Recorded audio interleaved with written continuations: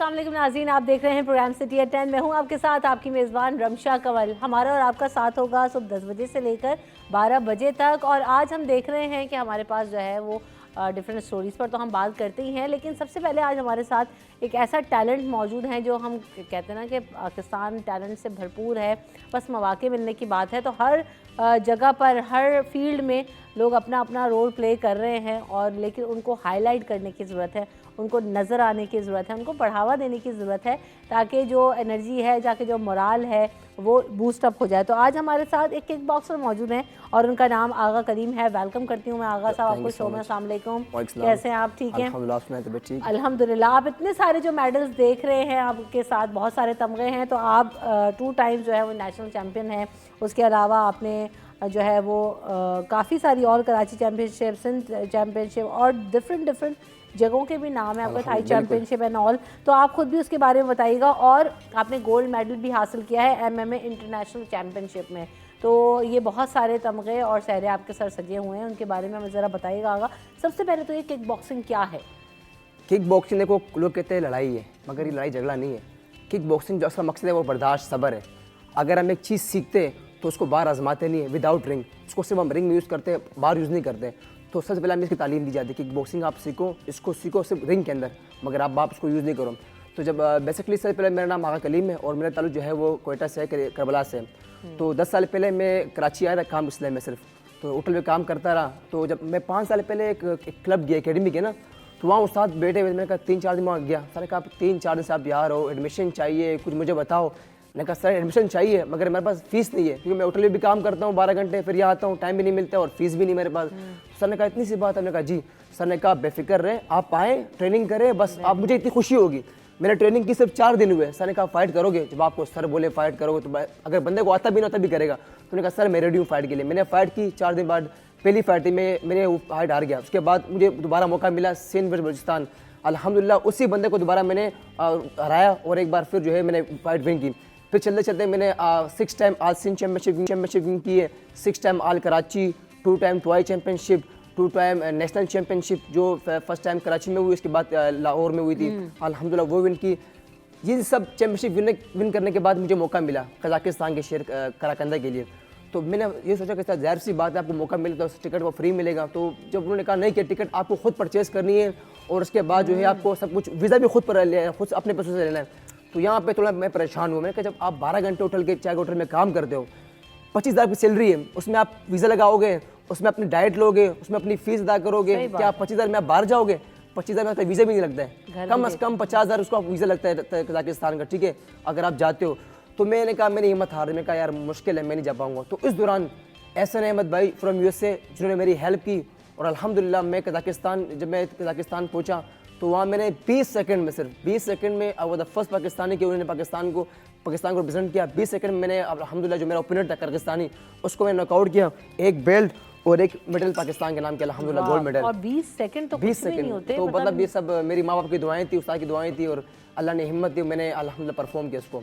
तो उसके बाद फिर मेरी चैम्पियनशिप आई, 2 चैम्पियनशिप आई दुबई के लिए और तुर्की के लिए, मगर मेरे पास सपोर्ट नहीं था। क्या आप बार-बार बोलोगे एहसन भाई सपोर्ट करो, प्रमोट करो। एहसन भाई कौन थे और कैसे मिले आपको जिन्होंने आपको सपोर्ट किया? ये मैं खुद परेशान, एहसन भाई किस तरह मुझे मिले, मगर उसने मुझे मैसेज किया मैसेंजर पे कि Agha Kaleem don't worry, you can just fight, I am with you, आप फाइट करें मैं आपके साथ हूँ। तब मैंने जब उनको मैंने कहा है, जब मैंने कहा है कि उन्होंने सपोर्ट किया है मेरी प्रोटीन के लिए, तब मुझे थाईलैंड के लिए भी टिकट उसने दिया, ठीक है, मुझे होटल बुक करवाई। उसके अलावा जब मैं लाहौर जा रहा था नेशनल, तब उसने मुझे टिकट करवाई। और एक जो है Aamir Shaikh from USA, out of country लोगों ने बहुत साथ दिया। आमिर भाई जो है ना, आमिर शेख भाई जो है, उन्होंने मुझे मेरे डाइट, प्रोटीन, न्यूट्रिशन सबको भरपूर मेरा ख्याल रखा, बहुत ज़्यादा ख्याल रखा मेरा। तब जाके ये जो लोग किरदार निभा रहे ना, असल किरदार इन लोगों ने निभाया। आमिर शेख भाई ने निभाया बड़ा किरदार, जिनकी वजह से मैं अल्हम्दुलिल्लाह मैंने परफॉर्म किया, एशियन चैम्पियनशिप, वर्ल्ड चैम्पियनशिप बड़ा परफॉर्म किया। एहसन भाई, तो ये वो लोग हैं जिनकी मेरी लाइफ में किरदार बहुत ज़्यादा है। तब जब मैंने वर्ल्ड चैम्पियनशिप विन की तो मुझे वो लोगों ने बुलाया कि आप आओ, हमको सपोर्ट करेंगे, प्रमोट करेंगे। मैं बड़ा खुश हुआ, चलो लोग बुलाएंगे, लाइक खड़ा किया, मुझे तस्वीरें लिए, ठीक है, बस सर आपको सपोर्ट करेंगे इंशाल्लाह, बेफिक्र रहे।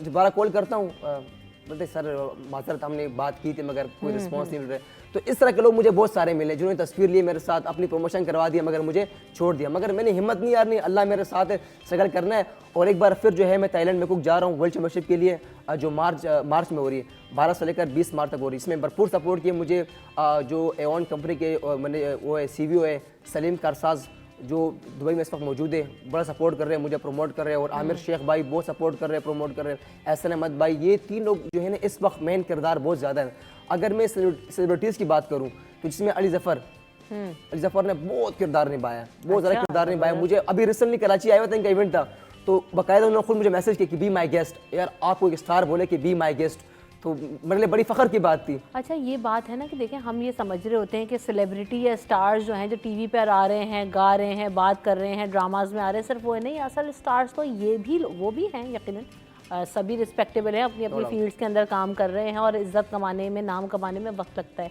लेकिन हर फील्ड में अगर हम उठाकर देखें तो जो जहाँ पर अच्छा परफॉर्म करे, आप इतने सारे मेडल्स लेकर बैठो, तो मेरे लिए तो आप भी बहुत बड़े स्टार हैं। अगर मुझे मौका मिलता तो इससे ज़्यादा भी ले आता, मौके नहीं मिले ना, मैं रह गया। मैंने कहा 6 फ्लाइटें मेरी कैंसिल हुई है इंटरनेशनल, 2 के वीज़े पड़े हुए, वीज़े मैंने लगाए, पैसे दिए, वीज़े भी लगाए, मगर मेरे पास क्या टिकट के पैसे नहीं थे। क्या बार बार बोले कि एहसन भाई सपोर्ट करो, अली भाई सपोर्ट करो, आमिर भाई सपोर्ट। बंदे को शर्म आती है यार, जब हमारी गवर्नमेंट यहाँ बैठी हुई है, गवर्नमेंट है, हमारे मिनिस्टर हैं जो स्पोर्ट मिनिस्टर है, वो लोग क्या कर रहे हैं? अच्छा, उनसे राब्ते करने की कोशिश करते हैं आप अकेडमी के थ्रू या खुद से पर्सनली भी ईमेल्स वगैरह किस तरह मैंने जहाँ ज़्यादा मेरी कोशिश सबको मैंने ईमेल्स किए, जब जहाँ मैंने देखा सबको मैंने ईमेल्स किए। दूसरी बात ये, जो हमारी फेडरेशन के ओनर है जाहिर सरूरी साहब, उन्होंने बड़े जो है ना अपनी सोर्स लगाई है गवर्नमेंट से। उन्होंने कहते हैं कि भाई हमारे पास फंड नहीं है, अगर फंड होता तो वो क्या हम आपको भेज देते हैं। तो ये वजह है कि मतलब सपोर्ट नहीं है। अब बाकी ये कि अभी जो मैंने अकेडमी खोली है, जाहिर सी बात है कि जब मैंने क्लब होटल काम छोड़ दिया, जब 12 घंटे आप काम करोगे, फिर यहाँ पर 4 घंटे ट्रेनिंग करोगे, आपकी नींद क्या है? आपकी नींद नहीं है, आपकी खुराक नहीं है, कुछ नहीं है, तो आप नहीं कर पाओगे। तो अब मुश्किल जो है मैंने दिल बर्दाश्त होकर मैंने होटल छोड़ दिया। अब जो है मैंने क्लब खोला है जिसमें मुझे भरपूर सपोर्ट किया अली जफ़र ने, कि क्लब ओपन किया, बड़ा सपोर्ट किया मुझे, और एहसन भाई ने, जिनकी वजह से मैंने क्लब खोला है। वहीं से मेरी अर्निंग होती है। मैं यहाँ पर ऐसे लोग भी आते हैं जिनसे मैं फीस नहीं लेता हूँ, अपना सामान खुद देता हूँ कि आइए आप सामान यूज़ करें। यार मुझे पता है जो मुझ पर गुजरी है मैं किसी और पर नहीं गुजरने दूंगा। मुझे पता है जो तकलीफ मैंने गुजारा है अपने ऊपर, तो मैं चाहता हूँ कि कुछ और पर ना गुजरे। जो टैलेंट है वो सामने है, तो मैं लोगों से फीस नहीं लेता हूँ। जो पे करते हैं उनसे लेता हूँ, जो नहीं दे पाते उनसे मैं फीस नहीं लेता हूँ। तो ये बस मेरी स्ट्रगल यही कि मैं इंशाल्लाह आगे आने वाले जितने स्टार हैं उस तरह ऊपर के सामने आए, पाकिस्तान को प्रेजेंट करें, पाकिस्तान का नाम रोशन करें। बहुत अच्छी और ये बहुत इंथुजियास्टिक सोच है, क्योंकि लोग देखें, किसी भी शख्स का रेवोल्यूशन या आगे ज़िंदगी में यही है कि पहले वो खुद करे, ग्रो करे, एंड देन फिर और मज़ीद लोगों को उसमें लेकर आए। तो ओवरऑल रिस्पांस कैसा है? कहाँ आपने अकेडमी बनाई है? कितने लोगों को आप ट्रेन कर रहे हो? शौक़ लोगों में पैदा आपको देखकर होता है? कहाँ से देखते हैं, अप्रोच करते हैं? बिल्कुल, लोगों को बड़ा शौक होता है मुझे देखते हैं यार, आगा कलीम बल्ले टाउन से, और माशाल्लाह पाकिस्तान के लिए खेल रहे हैं। तो अभी तक माशाल्लाह वो लड़के मेरे पास आए खेल रहे हैं। अगर मैं वो अपने क्लब की बात करूँ, मेरा क्लब जो एक वीरान टाइप बना हुआ है, बिल्कुल वीरान है। मेरे पास मैट्स तक नहीं है, मैट्स हर तीसरा चौथे दिन बच्चे के यहाँ से खून निकलता है, यहाँ से खून, क्योंकि मैंने कारपेट बिछाया हुआ है। जाहिर सी बात है, हम स्लिप मारते हैं ना एमए के लिए, स्लिप पे जाते हैं तो हमारे घुटने छिल जाते हैं, हमारी जगह छिल जाती जगह। अगर आप क्लब में किसी ने विजिट करें, मैं आपको दिखा दूंगा, तो बहुत सारे बच्चे हमारे इंजर्ड हैं। बल्दिया टाउन मेरे पास इन्हें अपॉर्चुनिटीज नहीं कि मैं कोई बड़ा स्पेसिफिक क्लब बनाऊँ, उसमें मेरे पे मैट्स हो, मेरे पास अच्छा खुला हुआ है, बारिश होती पूरा गीला हो जाता है मेरा कारपेट। 2 दिन 3 दिन मैं ऑफ करता हूँ, भाई 3 दिन आप नहीं आओ, छुट्टी है। जाहिर सी बात है, क्लब पूरा गीला हो जाता है मेरा। और मुझे एक चीज़ बड़ा अफसोस होता है कि जब मैं देखता हूँ टिकटॉक पे लोग मुजरे करते हैं, डांस वगैरह करते हैं, लोग उनको बुलाते हैं, प्रमोट करते हैं, बाकायदा गाड़ी देते हैं कि आप इधर आए सर, आपके इवेंट है, आप यहाँ डांस करो, यहाँ मुजरा करो, हम आपको 3 दिन 4 लाख रुपए दे, हमें करोड़ रुपए दे रहे हैं। मैं देख रहा हूँ रिसेंटली कोई गल वायरल हुई थी, इसने मतलब डांस वगैरह किया था, मेरा दिल पुकार है आज आज, उसको बड़ा प्रमोट किया लोगों ने कि ये हम लोग के रियल टैलेंट नहीं है, क्या हम लोग पाकिस्तान को प्रेजेंट नहीं कर रहे, हम अपना खून करना पेगा। मैम ये मेरा हाथ फ्रैक्चर है, यहाँ से मेरा हाथ में किसी ने मुझसे पूछा कि आप कितना खर्चा है, किसने नहीं पूछा है। मेरी टांग जो है, मेरी टांग टूटी हुई है, नाक हमारी जो है ये टूटी हुई है, हमारा डेली ब्लड आता है, मगर कोई ये नहीं देता कि यार ये बंदा पाकिस्तान के लगा हुआ है, मेहनत करे, सगल करके हम उसको सपोर्ट करें। वो नहीं करते, बस ये देखता है कि हाँ बस ठीक है लगा हुआ है। अच्छा, लोग इतराज़ भी करते हैं कि बस छोड़ दो ना, क्या हो गया, सपोर्ट नहीं, छोड़ क्यों छोड़ू भाई, मेहनत की, स्ट्रगल की है, जब तक मेरे में जान है, हिम्मत है, मैं खेलता रहूँगा।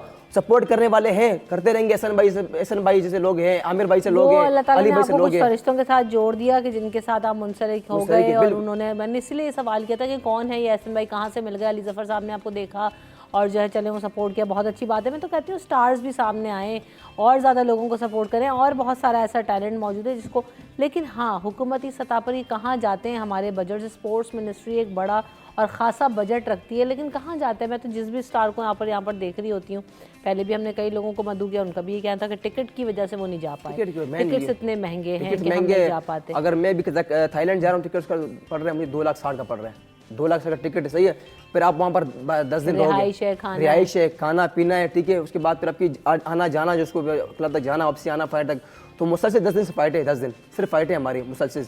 उसके बाद आप 3-4 दिन वहाँ स्टे करोगे, फिर वापस ही आओगे, तो बहुत ज़्यादा एक्सपेंस है। मगर ऐसे लोग हैं सपोर्ट कर सकते हैं, अगर कंपनीज ऐसी बड़ी, ठीक है, सभी मैंने कहा ना कि एवन कंपनी सामने आई है, सलीम सर मुझे सपोर्ट कर रहे हैं, इस तरह अगर इस तरह लोग सोचे कि यार हम पाकिस्तान के हमारे बच्चे लगे हुए स्ट्रगल कर रहे हैं, मेहनत करके सपोर्ट करें, ताकि उनकी वो ब्रांडिंग भी हो जाएगी और हमारी जो है हम हमेशा पाकिस्तान के खेलते भी रहेंगे। तो हम ये चाहते हैं कि हमारे बच्चों को सपोर्ट करें, प्रमोट करें। देखो अगर मैं अपने बल्ले की बात करूँ, हमारे बल्ले में ऐसे ऐसे स्टार मौजूद हैं जो अभी नशे तमाशे कर रहे हैं। क्यों?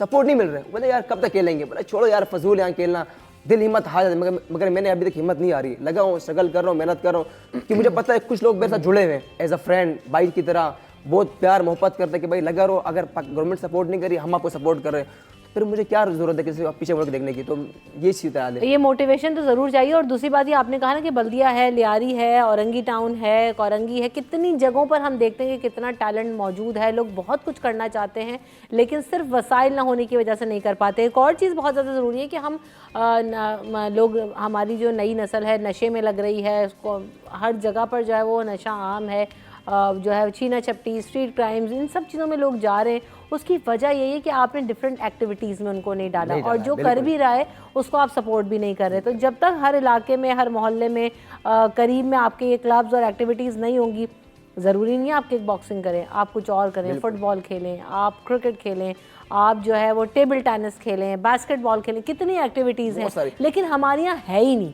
अच्छा, सिर्फ एक रोज में थोड़ी बहुत क्रिकेट है जो रोज भी कमर्शलाइज होने के बाद हमारी चीज़ें। अभी में वर्ल्ड चैंपियनशिप जो है टीमें आ रही है, इसमें इंग्लैंड के 25 प्लेयर्स आ रहे हैं। कितने? 25 प्लेयर्स। साउथ अफ्रीका के 25 आ रहे हैं, पाकिस्तान का सिर्फ 2-3 प्लेयर जा रहे हैं वसाइल ना होने के, विदाउट कोच।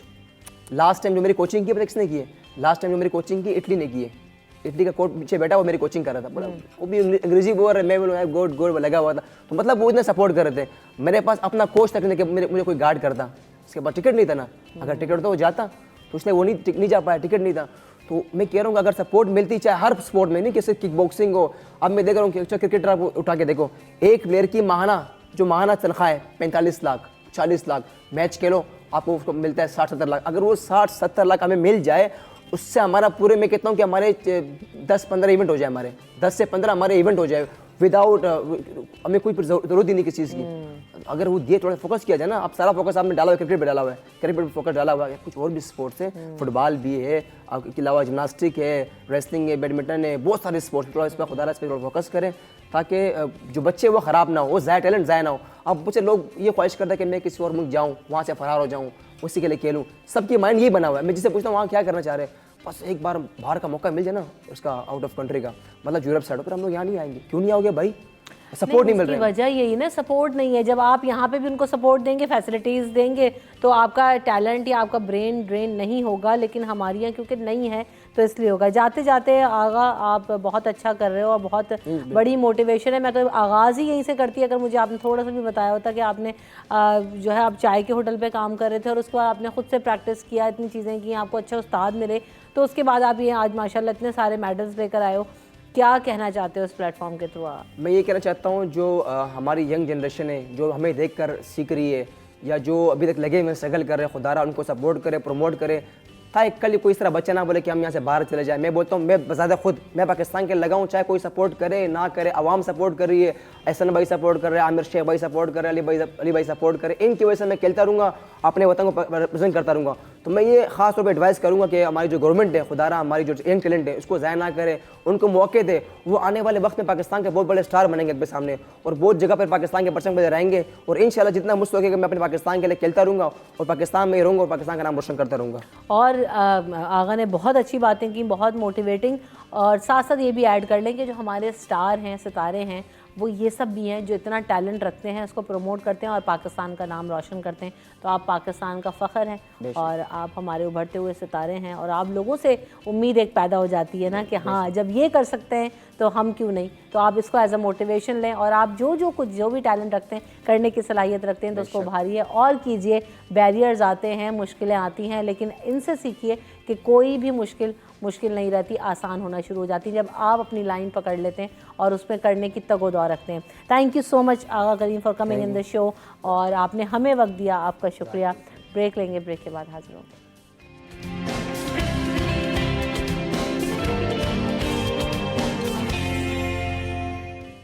सिटी एट 10 में आपको एक बार फिर कहेंगे खुशामदीद। तो जनाब, आज हम बात करेंगे, आज का जो हमारा मौजू है वो बहुत ही इम्पॉर्टेंट है, क्योंकि इस वक्त हम ये देख रहे हैं कि जब हम आजकल के हर चीज़ मॉडर्न हो चुकी है, मॉडर्न एरा में हम रह रहे हैं, तो एक मॉडर्न स्कूलिंग सिस्टम भी आ गया है। जब स्कूलिंग सिस्टम की बात करते हैं तो पहले तो हमारे जहन में सिर्फ ये आता है ना कि स्कूल का जो वर्ड है वो हमने उसको महदूद कर दिया कि एक बिल्डिंग, और उस बिल्डिंग में आप जाएंगे, पढ़ेंगे एंड वापस आएंगे। लेकिन बेसिकली जो स्कूल का मकसद है वो ये कि आपने अपने आप को जो है ट्रेन करना, सिखाना, किसी की चीज़ के बारे में लर्न करना, तो वो एक प्रॉपर स्कूलिंग कहलाती है। तो आज हम जो मल्टीपल स्कूलिंग सिस्टम अभी हम देख रहे हैं कि पहले तो सिर्फ कल्चर तालीम हासिल करने का ये था कि आप स्कूल जाएँ, कॉलेज जाएँ, यूनिवर्सिटी जाएँ, तालीम हासिल करें एंड देन आपको जो है वो डिग्री मिलेगी, आपकी जो है परफॉर्मेंस बेस्ड रिपोर्ट मिलेगी। लेकिन अभी हम ये देख रहे हैं कि जो वो पिछले कुछ अरसे में या कोविड के बाद अगर हम इसको कहें ख़ास तौर पे, तो उसके बाद हमने देखा कि होम स्कूलिंग का जो कॉन्सेप्ट है वो बहुत ज़्यादा इंडल्ज हुआ, बहुत ज़्यादा पॉपुलर हो रहा है। होम स्कूलिंग क्या है, जो नहीं जानते उनको बताते हैं कि होम स्कूलिंग आप घर में अपने बच्चों को एजुकेट करते हैं, घर में अपने बच्चों को मुख्तलिफ स्किल्स सिखाते हैं, पढ़ाते हैं, उसमें किताबें भी हैं, डिफरेंट चीज़ें भी हैं। तो आज हम उन दोनों जो सिस्टम्स हैं, हमारे स्कूलिंग सिस्टम जिसको हम ट्रेडिशनल स्कूल सिस्टम अब कहेंगे क्योंकि अब हमारे पास ऑप्शन मज़ीद मौजूद है, तो वो ज़्यादा बेहतर है, उसमें ज़्यादा बच्चे सीखते हैं, ग्रो करते हैं, या फिर होम स्कूलिंग में जो है वो बच्चे ज़्यादा एक्सेल कर रहे हैं? कौन सी चीज़ है जो ज़्यादा फ़ायदेमंद है? क्योंकि कोविड के बाद हमने देखा कि बहुत सारे लोगों का एक शिफ्ट नज़र आया, और उसके पीछे एक बहुत बड़ा रीज़न ये भी है कि बहुत बड़े बड़े जो स्कूल्स हैं उनके फ़ीस स्ट्रक्चर्स, टाइमिंग्स, बच्चों के भारी भारी बस्ते, उनके ऊपर प्रेशर, तो उससे माँ बाप ने तंग आकर जो है वो होम स्कूलिंग की तरफ रुजू किया। तो उनका रिस्पांस कैसा रहा? बहुत सारे लोग ऐसे भी हुए जिन्होंने बच्चों को होम स्कूलिंग कराई लेकिन उनको समझ नहीं आया, फिर वो दोबारा ट्रेडिशनल स्कूल्स में गए। तो आज हम उसको कैटेगोरिकली समझेंगे। बीइंग अ पेरेंट, मैं भी कभी कभी सोचती हूँ कि यार मतलब कौन से सिस्टम में अब बेहतर हमें जो है वो चलना चाहिए, क्योंकि हम जब दुनिया को देख रहे हैं और मॉडर्न एरा की बात करते हैं, जहाँ हम स्किल्स की बात करते हैं, जहाँ हम जो है वो कंप्यूटर, आईटी और उस वर्ल्ड की बात करते हैं जो फिज़िकल नहीं, अब तो आपके पास जो है वो वर्चुअल वर्ल्ड का जो भी दौर अब एरा आगाज़ हो गया है, आर्टिफिशियल इंटेलिजेंस है। तो ऐसे में बच्चों को आजकल के माहौल के हिसाब से कौन से सिस्टम में डालना है, इस पर बात करेंगे। हमारे साथ एक्सपर्ट्स हमारे मौजूद हैं जिनसे प्रोज एंड कॉन्स तमाम चीज़ों पर बात होगी।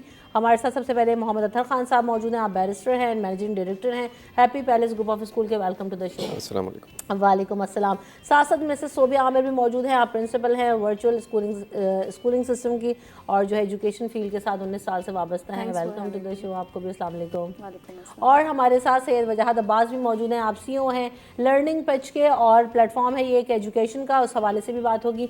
आपको भी अस्सलाम वालेकुम and welcome to the show. तो सबसे पहले आगाज़ यहीं से कर लेते हैं। अतहर, आप चूँकि एक बड़ा ग्रुप ऑफ स्कूल रन कर रहे हैं शहर में, तो जब हम बात करते हैं ना स्कूलिंग सिस्टम की, तो हमारे यहाँ ज़ाहिर है हर चीज़ में अच्छाइयाँ भी हैं, बुराइयाँ भी हैं। तो सबसे पहले आप ये बताएं कि इसमें जब बच्चे एनरोल हो रहे हैं, पढ़ रहे हैं, लेकिन माँ बाप का वो रुझान कम होता हुआ नज़र आ रहा है या वैसे ही है? थोड़ा सा ही बताता हूँ, मैं अतहर साहब की बात को आगे बढ़ाता हुआ लेके चलता हूँ। जैसे उन्होंने कहा कि 4th इंडस्ट्रियल रेवोल्यूशन जब हमारे पास आया, तब हमें रिक्वायरमेंट लगी कि हमें एक स्ट्रक्चर्ड निज़ाम तालीम चाहिए, और स्कूलिंग सिस्टम वहाँ से स्टार्ट हुआ, क्योंकि बड़ी तादाद में इंडस्ट्रीज़ लग रही थी और हुनरमंद तबके की ज़रूरत थी, फैक्ट्रीज़ में काम करने वालों की ज़रूरत थी। तो अब जब मासेस के अंदर इन लोगों को प्रोड्यूस करना था, तो एक ख़ास तालीम उनको देनी थी, तो वो दी गई, जिसकी वजह से माशरे के अंदर तरक्की हुई, और बहुत तेज़ी के साथ पिछले 100-150 साल के अंदर पूरी दुनिया के अंदर तरक्की हुई। लेकिन पोस्ट कोविड जब हम देखते हैं, ये इस वक्त हम 5th इंडस्ट्रियल रेवोल्यूशन में दाखिल हुए हैं। अच्छा, जब हम 5th इंडस्ट्रियल रेवोल्यूशन में हम जब दाखिल हुए हैं तो हम देखते हैं कि अमूमन स्कूल से वाबस्ता हमारी पेरेंट्स की, माशरे की 2-3 तरीके की एक्सपेक्टेशन होती थी। हम ये कहते थे कि तालीम, तरबियत और हुनर, ये 3 चीज़ें हमें एक जगह से मिलेगी। तरबियत हमें मिलेगी ताकि हम माशरे में बेहतर शहरी बन सकें, हुनर इसलिए मिलेगा कि हम बेहतर रोज़गार की तरफ जा सकें, ये मकसद होता था।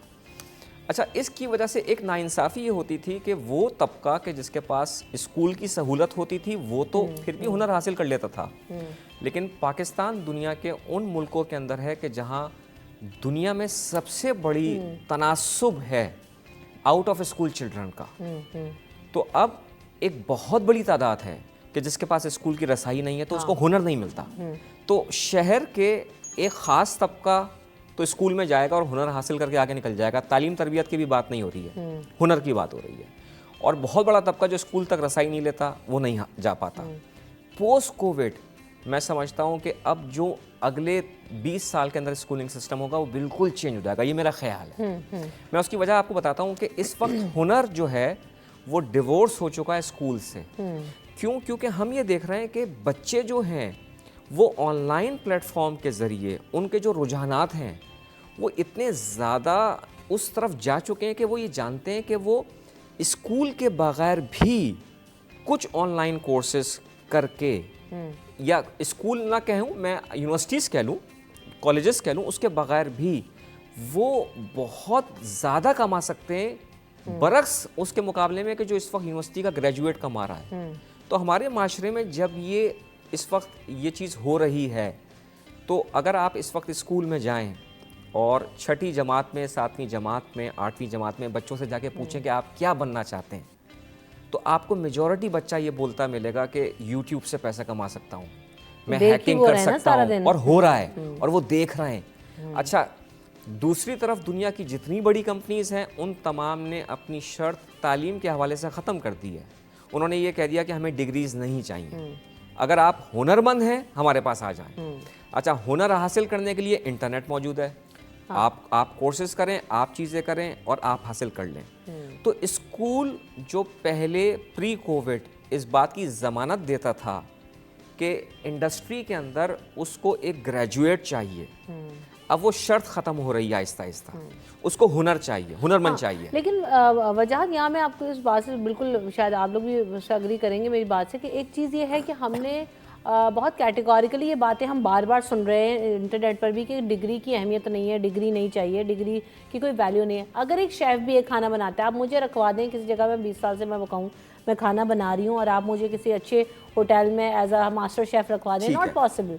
क्यों? उसकी वजह है कि जब तक आपसे कहेंगे सर्टिफिकेशन लेकर आएँ, आप कोई डिग्री लेकर आएँ, आपने पढ़ा क्या, आपने इसको कैसे प्रैक्टिस किया, वो एक्सपीरियंस तो ठीक है। बहुत सारी फील्ड्स ऐसी हैं जहाँ विदाउट एक्सपीरियंस या विदाउट डिग्री लोग काम कर भी रहे हैं, और ठीक है, लेकिन मेजॉरिटी हमारी जो फील्ड्स की, डॉक्टर्स हैं, इंजीनियर्स हैं, पायलट्स हैं, मतलब सो ऑन, वो सब आपको डिमांड करते हैं कि आप वो डिग्री लेकर ज़रूर आएँ और उसके बाद आप एक्सेल कर सकते हैं। Skill matters the most. अच्छा देखिए, मैं कतन तौर पे आपकी इस बात से वो नहीं करता कि डिग्री की ज़रूरत नहीं है, लेकिन हम ये देखते हैं, मैं जब इंटरव्यूज़ करता हूँ उन बच्चों के जो मेरे पास आते हैं और अपने पास उनके पास एक 200 पेज की रिपोर्ट होती है कि सर हमने MBA के अंदर ये रिसर्च रिपोर्ट लिखी है, मैंने BBA किया है, मैंने ये किया है। आप यकीन जाने मैं पिछले 20 साल से इंटरव्यूज़ ले रहा हूँ, मुझे जॉब करते हुए 23 साल हो गए, 6-7 कंट्रीज़ में काम करने का मौका मिला। मैं अमूमन सबसे पहला काम ये करता हूँ, मैं ये कहता हूँ कि बेटा एक काम करो, एक सफ़ा देता हूँ और बोलता हूँ कि सिर्फ इसमें लिख दो अंग्रेज़ी के अंदर कि तुम क्या हो और क्या करना चाहते हो, और मैं आता हूँ ज़रा 5 मिनट में। आप यकीन जाने मेजॉरिटी BBA MBA किए हुए लोग एक सफ़ा नहीं लिख पाते, क्योंकि मैं इसमें 2 स्किल्स चेक करता हूँ। एक मैं चेक करता हूँ कि क्या वो लिख सकते हैं, मतलब कुछ मिस्टेक्स के बगैर। दूसरा, उनकी थिंकिंग स्किल्स कैसी हैं, मतलब उनकी एनालिटिकल स्किल्स कैसी हैं। मैं कुछ बुनियादी चीज़ें चेक करने की कोशिश करता हूँ। 99% ऑफ द टाइम मैं आपको बताऊँ वो एक सफ़ा नहीं लिख पाते। तो मैं ये समझता हूँ कि एक ऐसी डिग्री कि जिसके बाद हमें उसके अंदर से कोई सलाहियत ना मिल सके। तो मैंने आपसे जो शुरू में मैंने बात की थी कि एक अच्छे शहरी के लिए, एक अच्छे बाशऊर शहरी के लिए 3 चीज़ों की ज़रूरत है, तालीम, हुनर और तरबियत। अच्छा इधर हम इस ये तालीम तरबियत और हुनर वाले फैक्टर पे ना मज़ीद भी बात करेंगे। मैंने इस पर मज़ीद बात भी करनी लोगों से भी कि हम जब आएंगे तो ये जो स्कूल्स का हमारा कॉन्सेप्ट था ना कि पहले जब हम बहुत पीछे चले जाएं, जब मेरे वाले साहब भी अपने स्कूल के किस्से बताते हैं तो वहाँ पर वो यही बताते हैं कि टीचर्स उस्ताद ऐसे थे कि जो जांच लेते थे कि बच्चा जो है अगर वो पढ़ भी रहा है और साथ साथ इसमें क्रिकेट खेलने की भी सलाहियत है, ये म्यूजिशियन अच्छा बन सकता है, ये पेंट अच्छा करता है, तो वो टीचर्स उसको वहाँ पर चीज़ें करवा रहे होते थे और उनको बहुत ज़्यादा प्रमोट किया जाता था। तो अभी स्कूल्स में क्या है, सिर्फ पढ़ना पढ़ना पढ़ना ही है, या कुछ स्कूल्स ऐसे भी हैं जो अब एक्टिविटी बेस्ड लर्निंग के ऊपर काम कर रहे हैं, लेकिन वो क्या है, कैसे होगा, इन तमाम चीज़ों पर भी हम बात करेंगे। लेकिन पहले ब्रेक लेते हैं, ब्रेक के बाद आपके साथ।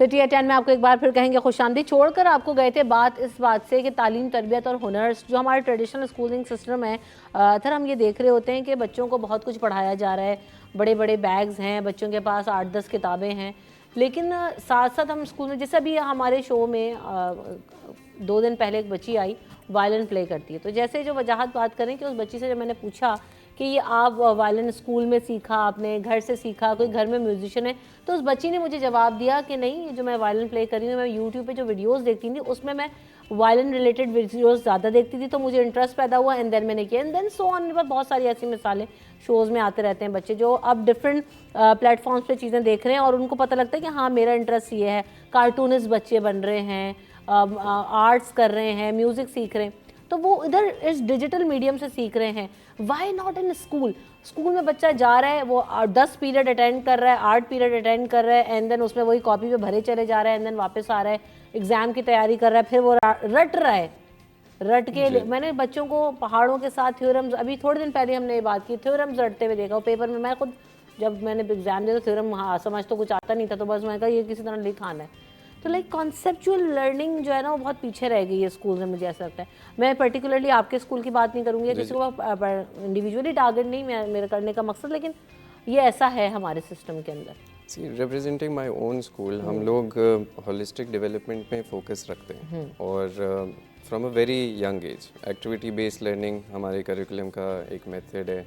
और फिर उसके बाद प्राइमरी सेकेंडरी लेवल पे we introduce debates and sporting competition. देखिए अब स्कूल को we can't see it in with a restrictive eye, हमें इसको एक ब्रॉड सेंस पे भी देखना होगा। ये बहुत एक जनरल स्टेटमेंट्स आती हैं स्कूल की that we go to school, we study and we go back home. School में असेंबलीज होती हैं, असेंबलीज में प्रेजेंटेशंस होती हैं, फिर पीयर लर्निंग भी एक चीज़ होती है क्लासरूम के अंदर।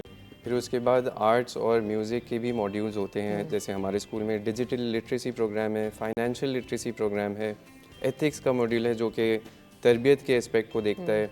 We have integrated AI in our curriculum as well.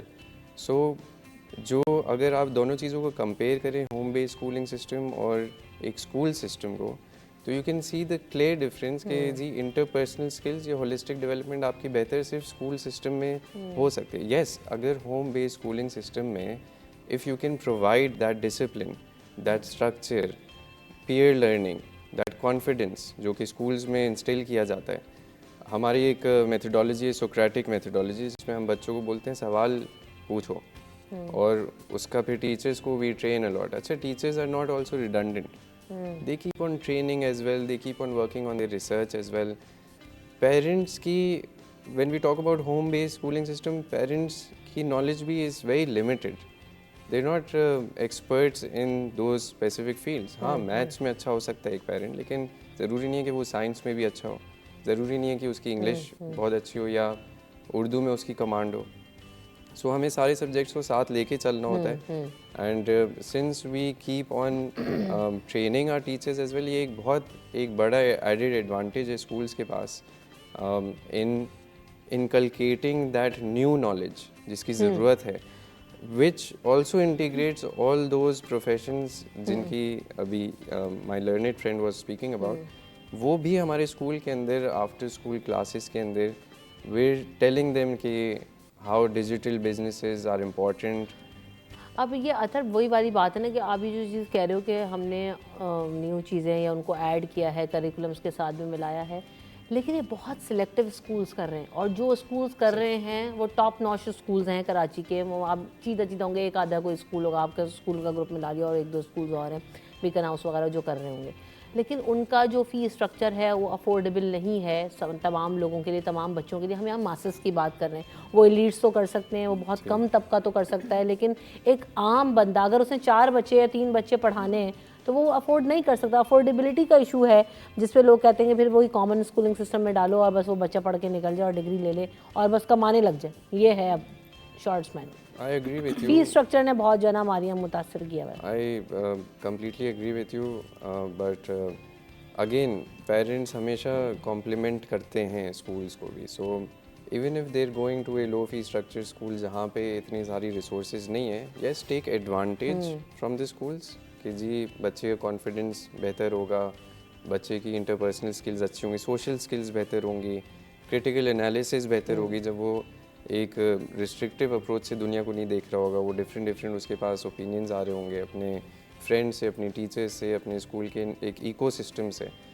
So parents need to compliment. हम पेरेंट्स को हमेशा कहते हैं it's a partnership. So whatever we are teaching in school you need to reinforce it, you also need to unlearn and relearn.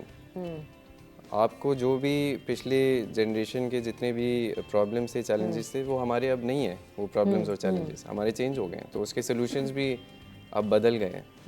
तो parents need to be educated in that sense as well कि एक awareness हम school वाले भी काफ़ी करते हैं, parental workshops and all, and we try to tell them कि आपको बच्चों को इस तरह लेके चलना है, इस तरह इनका रुझान हो रहा है आहिस्ता। अच्छा, अब इसमें दो चीज़ें आप दोनों इस पर कमेंट ज़रूर कीजिएगा। दो तरह के पेरेंट्स हैं, एक तो वो पेरेंट्स हैं जो बहुत ज़्यादा बच्चों को लेकर क्यूरियस हैं about their studies and all, जिनको ग्रेड्स एंड ये सारा कुछ बहुत मैटर करता है, और एक वो वाला पेरेंट्स हैं जो बहुत पढ़े लिखे हैं, जो दुनिया देख रहे हैं, आगे मॉडर्न एरा एंड ये सब चीज़ें देख रहे हैं। तो अब उनको, मैंने उन लोगों को चूज़ करते हुए होम स्कूलिंग देखा है।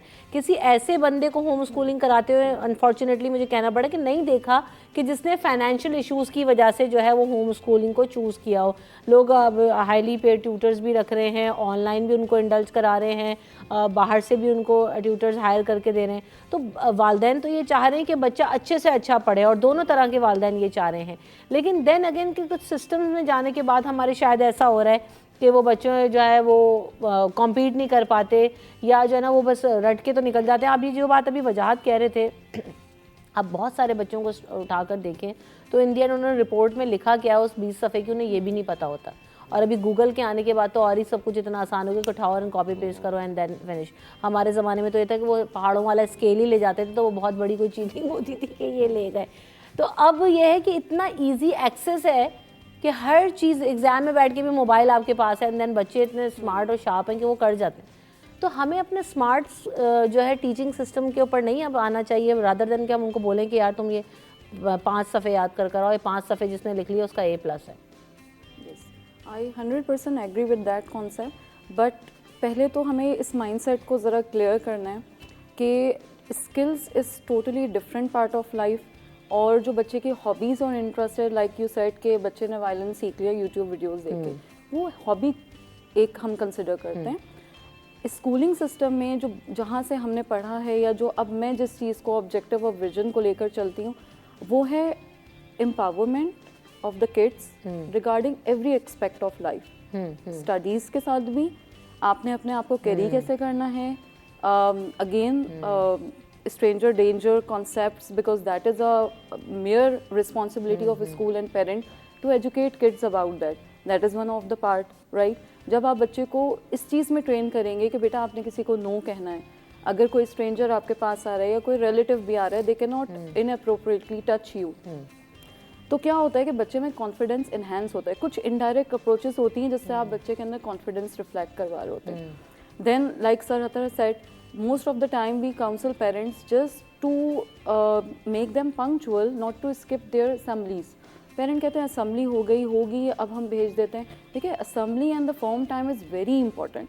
आप वन गो में बच्चे को डिसिप्लिन करवा रहे होते हैं, आप बच्चे से प्रेजेंटेशन ले रहे होते हैं। When a child stands in front and address to the other students, that increase the confidence and remove the hesitation. तो आप एक्स्ट्रा एफर्ट्स और एक्स्ट्रा कोचिंग्स और ट्रेनिंग्स के बजाय आप उसी जगह पिन पॉइंट करते हैं और टारगेटली आप उस बच्चे को ट्रेनिंग दे रहे होते हैं। अच्छा, छोटी सी बात यहाँ पर ज़रूर ऐड कीजिएगा, ये मेरा नहीं लेकिन ये उमूमन जो पेरेंट्स होम स्कूलिंग या डिफरेंट जो हमारे ट्रेडिशनल स्कूल सिस्टम से परेशान है, उनका मुद्दा ये है, उनका कहना ऐसा होता है कि जी क्यों मैं अपने बच्चे को जी यहाँ तक टाई लगा के भेजूं, वो क्यों जो है हरा स्वेटर ही पहन कर जाए, वो लाल स्वेटर में भी तो तालीम हासिल कर सकता है, वो क्यों 2 पोनियां बांधे जब उसको 1 चुटिया में भी वो ठीक लग रहा है।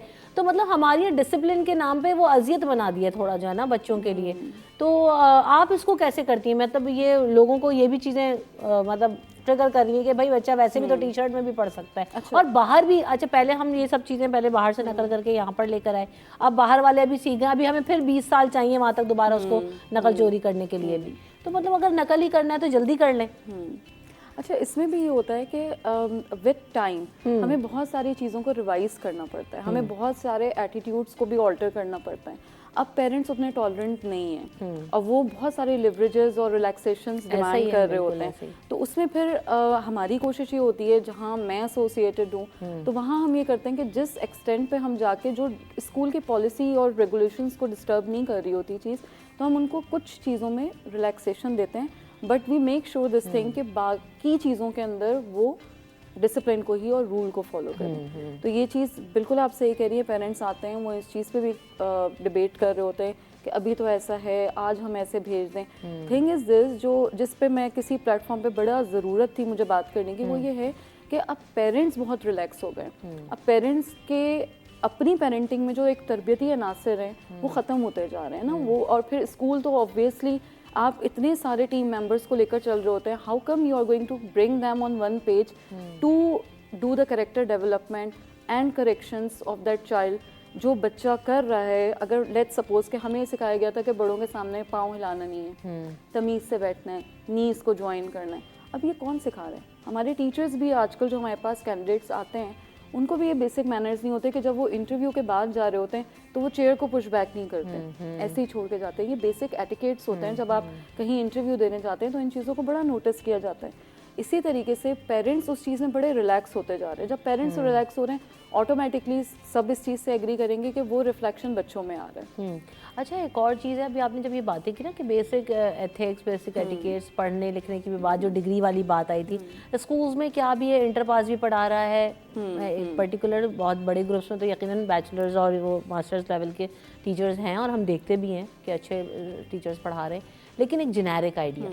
और फिर ये भी हो रहा है कि मैं क्योंकि जब बच्चों की डायरीज़ आप उठाकर देखें तो उसमें जिस अंदाज में वो डायरी लिखी होती है, बंदा कभी कभी सर पकड़ लेता है कि यार ये क्या, मतलब मैं भांजा भांजी अपने बच्चों को भी मैंने देखा कि मैंने पहले उसको एक बहुत ही जो है वो एवरेज से स्कूल में कराया कि जाने का हैबिचुअल हो जाए। जब मैं डायरी देखती थी तो मैं रोज़ सर पकड़ के बैठी होती थी कि यार ये कैसे लिखते हैं।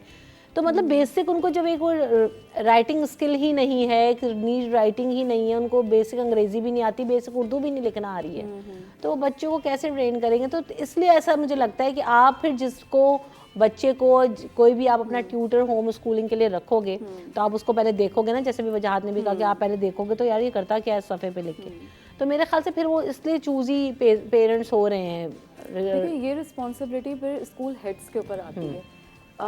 अगर आप किसी चीज़ में पर्टिकुलर हैं, इन अ सेंस जैसे सर ने कहा कि मैं बच्चों की राइटिंग स्किल से जज करता हूँ कि इनका विजन क्या है, इनकी ग्रामर और राइटिंग स्ट्रक्चर कितना स्ट्रॉन्ग है, यही चीज़ मैं इम्प्लीमेंट करती हूँ सर कि जब मेरे पास कैंडिडेट्स आते हैं तो हम उनको कुछ सर्टेन चीज़ें हैं जिसमें हम साइकोलॉजिकली उनको जज कर रहे होते हैं और उनको उनकी राइटिंग स्किल्स के साथ भी जज कर रहे होते हैं। क्योंकि और अगेन एक चीज़ और है कि हर चीज़ कहीं आके स्टॉप नहीं होती है, आपका ऑनगोइंग प्रोसेस चलता रहता है। तो आपकी जो टीचर्स जैसे आती हैं और आप जिनको भी इंडक्ट कर रहे हैं उनकी ट्रेनिंग, और ये टीचर्स भी होते हैं या आपका डोमेस्टिक स्टाफ भी होता है या आपके हेल्पर्स भी होते हैं, उन सबको एजुकेट और ट्रेन करना ये बड़ी इंपॉर्टेंट चीज़ है। अच्छा, अब यहाँ पर इस चीज़ को ज़रूर ऐड करना होगा कि हमारे यहाँ जो गवर्नमेंट स्कूल में टीचर्स जा रहे हैं जिनको हमने इतना अंडर एस्टिमेट किया हुआ है अभी सिस्टम में, अगर देखें तो जो बीएड पास जाएगा या वो पढ़ के degree and then exam pass करेगा एंड देन फिर वो जाएगा, तो जाहिर है कुछ ना कुछ बन ही गया होगा इतना पढ़ पढ़ा के। तो मसला ये है कि हमारे यहाँ जो छोटे स्कूल्स हैं, मुझे अफसोस के साथ ही कहना पड़ता है कि हमारे सिस्टम में इतने मसाइल हैं, एक छोटा स्कूल, एक बड़ा, एक बीच का स्कूल है ऑल। तो उसमें होता क्या है, आप 5-5, 10-10 हज़ार रुपये में, 15-15 हज़ार रुपये में टीचर्स ढूंढ रहे हैं, तो आप क्या एक्सपेक्ट करेंगे? जबकि ये जो टीचर्स से रिलेटेड प्रोफेशन है एंड ऑक्यूपेशन है, मेरे ख्याल से तो ये इसको हाईली पेड होना चाहिए, क्योंकि आप एक पूरी नस्ल को परवान चढ़ा रहे हैं, आप एक पूरा जो है वो माशरे के अंदर पौधे को परवान चढ़ा के आपने भेजना है। लेकिन अनफॉर्चुनेटली ये भी मसाइल हैं हमारे यहाँ जो हमें अच्छे और स्किल्ड लोग नज़र नहीं आते। बहरहाल मैं यहाँ पर ब्रेक ले लेती हूँ, ब्रेक के बाद जब वापस आएंगे तो यहीं से डिस्कशन को कंटिन्यू करेंगे, लेकिन वक्फा।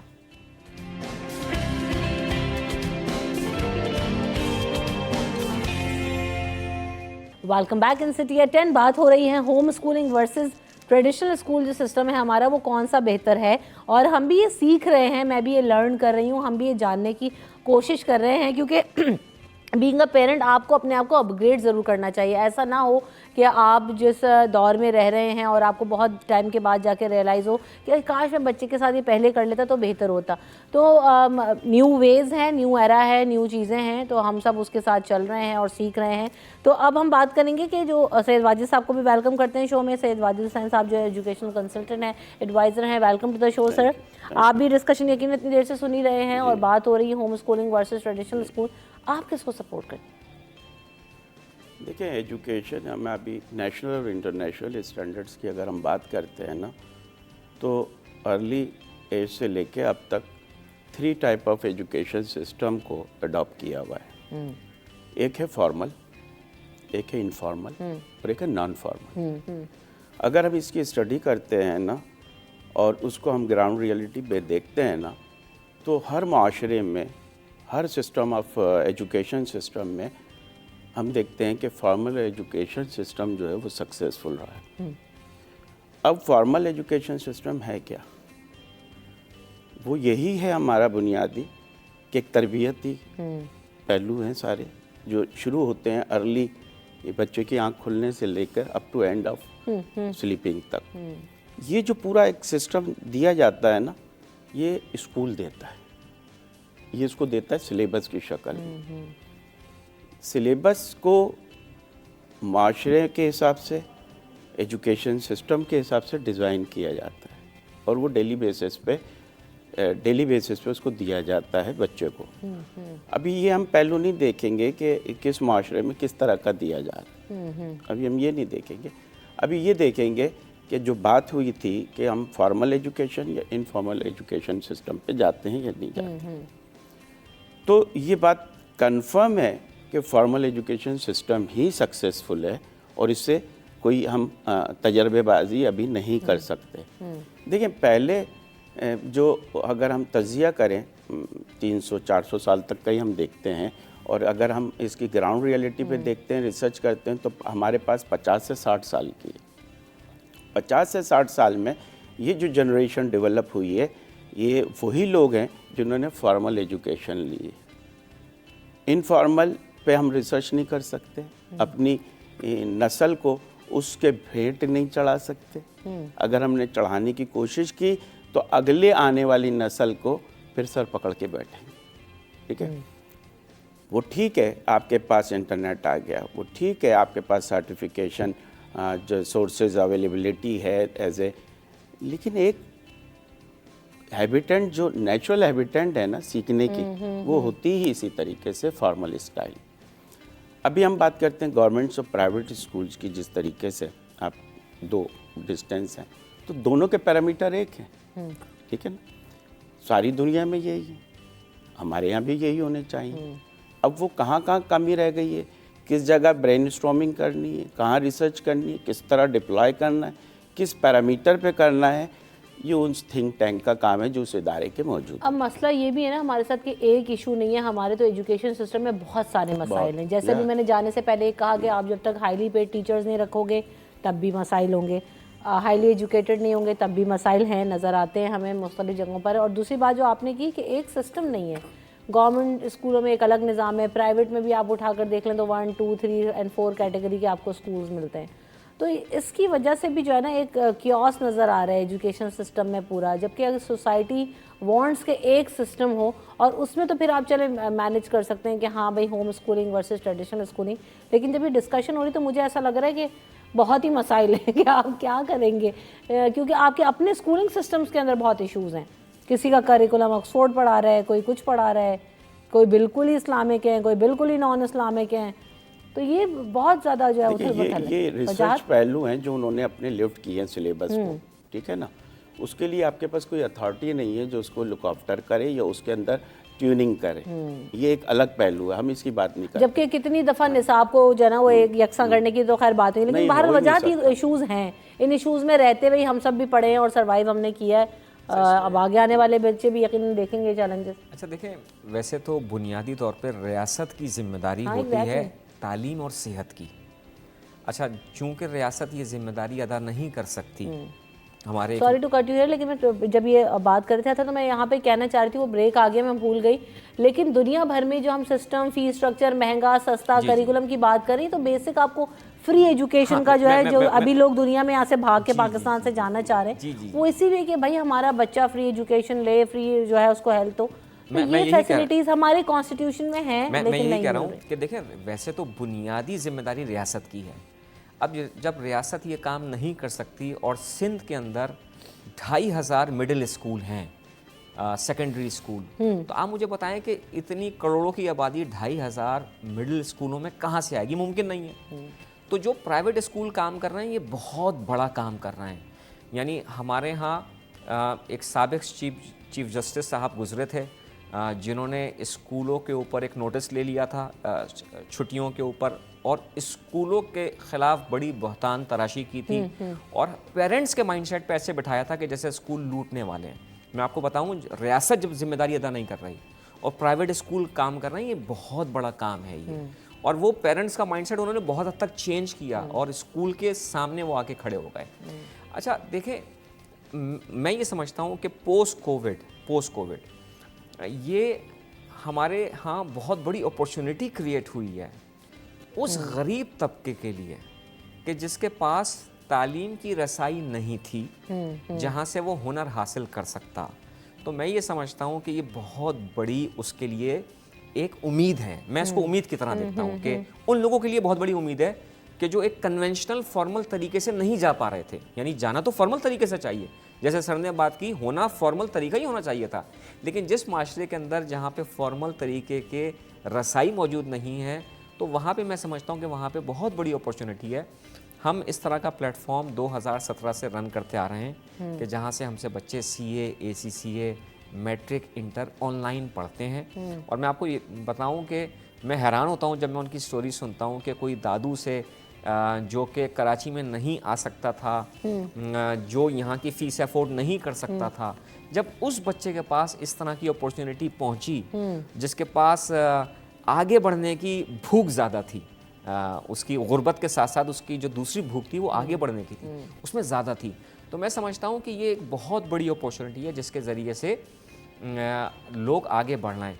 एक चीज़ मैं सिर्फ यहाँ ये कहना चाहूँगा, बिल्कुल इसमें कतई नज़र के स्कूल एक बेहतरीन सिस्टम है और होना यही चाहिए, लेकिन अगर आप इस वक्त ज़्यादातर स्कूल्स में जाएं और बच्चों से जाके बात करें और उनके रुझान जानने की कोशिश करें कि वो क्या चाहते हैं, तो आपको बहुत कम बच्चे नज़र आएंगे जो पढ़ना चाहते हैं। उनके जहन में हम कमाना चाहते हैं, क्योंकि हम एक गरीब माशरे से ताल्लुक़ रखते हैं जहाँ पे हमारे लिए दौलत जो है वो एक अहम तरीन चीज़, बिल्कुल ऐसे ही है। तो उसके अंदर जब उनको वो रास्ता नज़र आता है कि हम स्कूल की पढ़ाई कम करके और घर पे आके 5 यूट्यूब की वीडियोस बनाएंगे, हैकिंग सीखेंगे, ये करेंगे, तो ये हो रहा है, ये हो रहा है। आप इसको रोक नहीं हाँ, सकते। लेकिन बात तो ये ना कि ये हो भी रहा है बचा।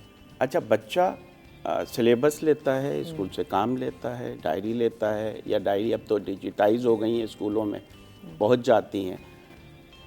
उसके बाद वो एक्चुअली पेरेंट्स की जिम्मेदारी है घर पे करवाना, उसको देखना कि वो क्या करके आया है, उसको रिवाइज़ कराना, क्योंकि ये हमारा जो मेंटल ग्रोथ है ये रिवीजन मांगता है बच्चों के लिए, तो वो रिवाइज़ कराता है। अच्छा, वालिदैन के पास टाइम है, वालिदैन टाइम नहीं देते हैं, वो करवा नहीं सकते हैं, वो एक अलग पहलू। तो उन्होंने एक हायर किया एक शख्स और उसको ये एक जिम्मेदारी दे दी जिसको आप कोचिंग का नाम दें।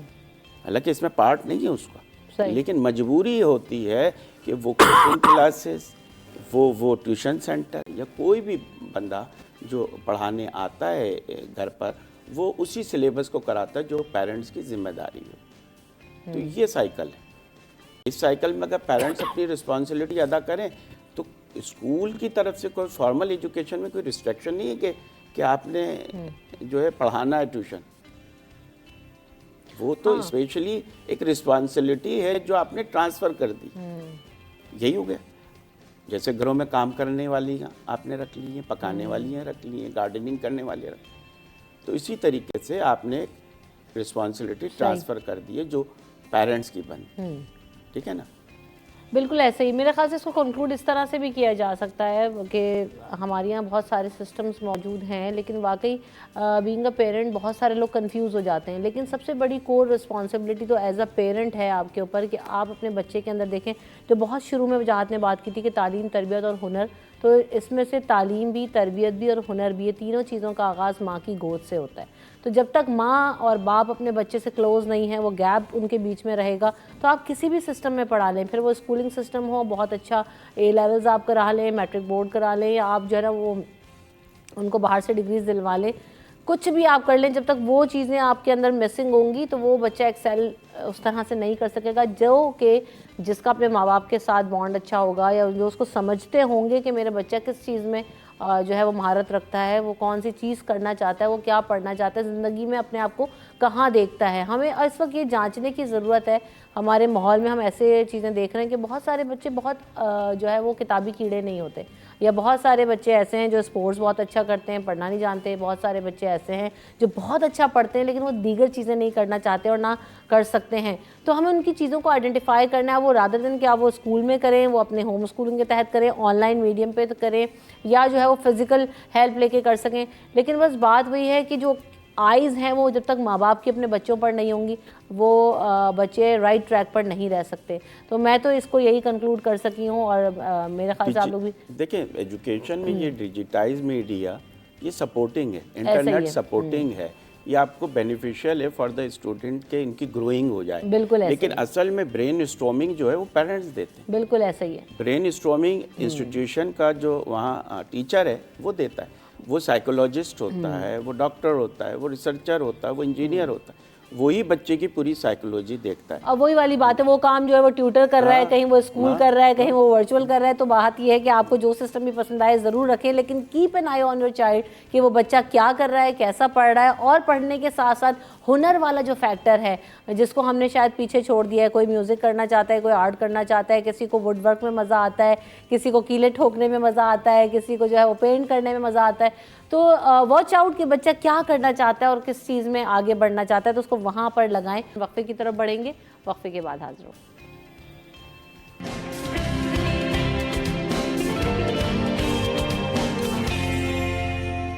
सिटी 10 में आपको एक बार फिर कहेंगे खुशामदीद। बात होगी जनाब अब, क्योंकि मौसम जो ऐसा होता है सर्दियों का, और उसमें बाल जो है वो कैरी कैसे कर सकते हैं, हमने आपको ये भी दिखाया था पिछले शोज़ में। आज हम बात करेंगे हेयर स्टाइलिंग के हवाले से, क्योंकि जिनके बाल बहुत ज़्यादा लंबे होते हैं उनको समझ नहीं आ रहा होता कि हेयर स्टाइल्स कैसे बना सकते हैं, उनको कैरी कैसे करना है। क्योंकि ज़्यादातर लड़कियों को मैंने देखा है कि जिनके बहुत लंबे लंबे बाल होते हैं उनको जो है वो ज़्यादा से ज़्यादा स्ट्रेट कर लेती हैं या खोल लेती हैं। तो आज हम मल्टीपल स्टाइल्स सीखेंगे कि लंबे बालों को कैसे स्टाइल किया जा सकता है। उनमें जो है वो उनको किसी पार्टी के हिसाब से या किस तरह से जो है ना वो अगर आपने जाना हो, शादी में जाना हो, तो वो कैसे मैनेज कर सकती हैं कि बहुत ज़्यादा होता है पोनी कर लेती हैं, ब्रेड कर लेती हैं। तो आज हम देखेंगे कि क्या क्या हमारी जो हेयर स्टाइलिस्ट हैं वो बना सकती हैं। वेलकम करते हैं सोबिया को हमारे शो में। अस्सलाम वालेकुम सोबिया, कैसी हैं आप? जी मैं बिल्कुल ठीक ठाक, आप बताएं कैसी हैं? अल्हम्दुलिल्लाह सोबिया बिल्कुल ठीक ठाक। तो सोबिया हमने पहले भी आपसे सीखा कि जो ना छोटे बालों में कर्ल्स वगैरह आपने हमें पिछले दिनों करके दिखाए थे, और विंटर्स में कैसे जो है वो बालों की स्टाइलिंग करनी है। आज जो आप मॉडल लेकर आई हैं काफ़ी ज़्यादा लंबे उनके बाल हैं, और बाकी लंबे बाल वालों का मसला ये तो बेचारे स्ट्रेट ही कर लेते हैं, मैंने ज़्यादातर देखा है, और खोल लेते हैं। खूबसूरत तो बहुत लगते हैं, लेकिन उनका भी दिल चाहता है कि स्टाइलिंग तो हो ना। स्टाइलिंग जो है बहुत लंबे बालों के लिए एक बहुत बड़ा मसला हो जाती है, क्योंकि वो जब कॉम करते हैं तो वो उलझने लगते हैं, अटकते हैं बड़े बाल, और वो ज़्यादातर जूड़ा कर रही होती हैं लड़कियां उसको संभालने के लिए, चोटी बांध लेती हैं, और आजकल आपको पता है चोटी ज़्यादा चल नहीं रही है तो बाल खोल लेते हैं।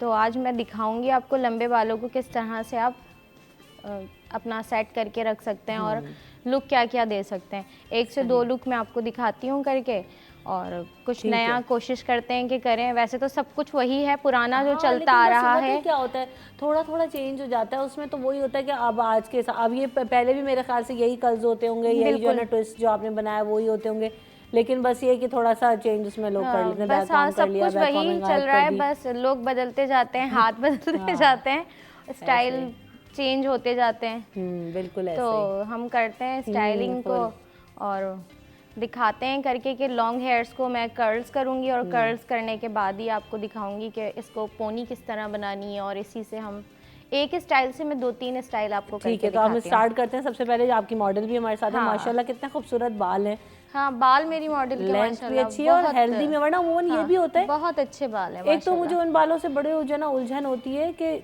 लंबे बाल रखे हुए लेकिन एंड में कुछ नहीं होता हाँ उसके, जी, तो भाई वो बिल्कुल। ट्रिमिंग करा लें, वो फिर बढ़ जाएंगे। आजकल जो है ना ऑयलिंग यूज नहीं करते हैं, ऑयल तो लड़कियां बिल्कुल भी नहीं लगा रही हैं, इसकी वजह से बहुत ज़्यादा प्रॉब्लम है। ऑयल लगाना बात बहुत ज़रूरी है। हर वॉश से पहले मैं एक टिप दूंगी कि हर वॉश से पहले बालों को ऑयलिंग ज़रूर करें, क्योंकि शैम्पू जो है वो बहुत ख़तरनाक है और हम मुसलसल यूज़ करते हैं, तो अब बाल बचते ही नहीं है, बाल एंड हो जाते हैं। आप स्कैल्प केयर के हवाले से जब भी देखेंगे तो आप डॉक्टर्स भी हों या जितने भी आप देखेंगे जो टोटके भी बताते हैं, लोग चीज़ें बताते हैं, तो वो ये कहते हैं कि शैम्पूज़ जो है ना वो आपको रोज़ाना नहीं इस्तेमाल करने चाहिए। आप एक दिन छोड़ के शैम्पू करें बालों को, आप उनको रेस्ट दें एंड देन फिर जो है, क्योंकि ऑल केमिकल बेस्ड है, तो उसके लिए वो उसकी नरिशमेंट के लिए आपको ऑयलिंग वगैरह से करना ज़रूरी है। ऑयलिंग से बहुत ज़्यादा मॉइस्चराइज होता है और शैम्पू के असर जो हैं वो थोड़े जो ज़ाया हो जाते हैं, समझें।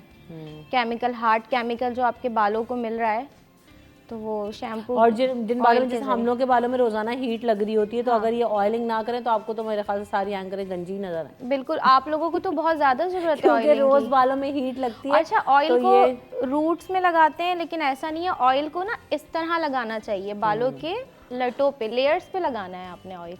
क्या करते हैं, ऑयल लेते हैं बस यहाँ लगाते हैं। ऑयल लगाने का तरीका है लेयर्स पे लगाएं अपने, ताकि लेयर्स ही तो आप लोगों के बहुत ज़्यादा डैमेज लग रहे थे, वो रफ एंड ड्राई, जो रफ एंड ड्राई बाल होते हैं उनमें स्टाइलिंग भी इतनी अच्छी जो है ना वो नहीं होती, प्रोमिनेंट नहीं हो रही नहीं होती हो पाती, है। तो ये है कि साथ साथ केयर करना बहुत ज़्यादा ज़रूरी है, स्टाइलिंग करें लेकिन साथ में अपने बालों का ख्याल ज़रूर रखें। तो स्टार्ट करते हैं। इनके बाल मुझे देख के इसलिए मैंने वो सारी बातें याद हैं कि माशाल्लाह बच्ची के जो बाल हैं वो नीचे से भी हेल्दी हैं, तो माशाल्लाह आपको नज़र न लगे आपके बालों को, तो स्टार्ट कीजिए, बहुत खूबसूरत बाल हैं।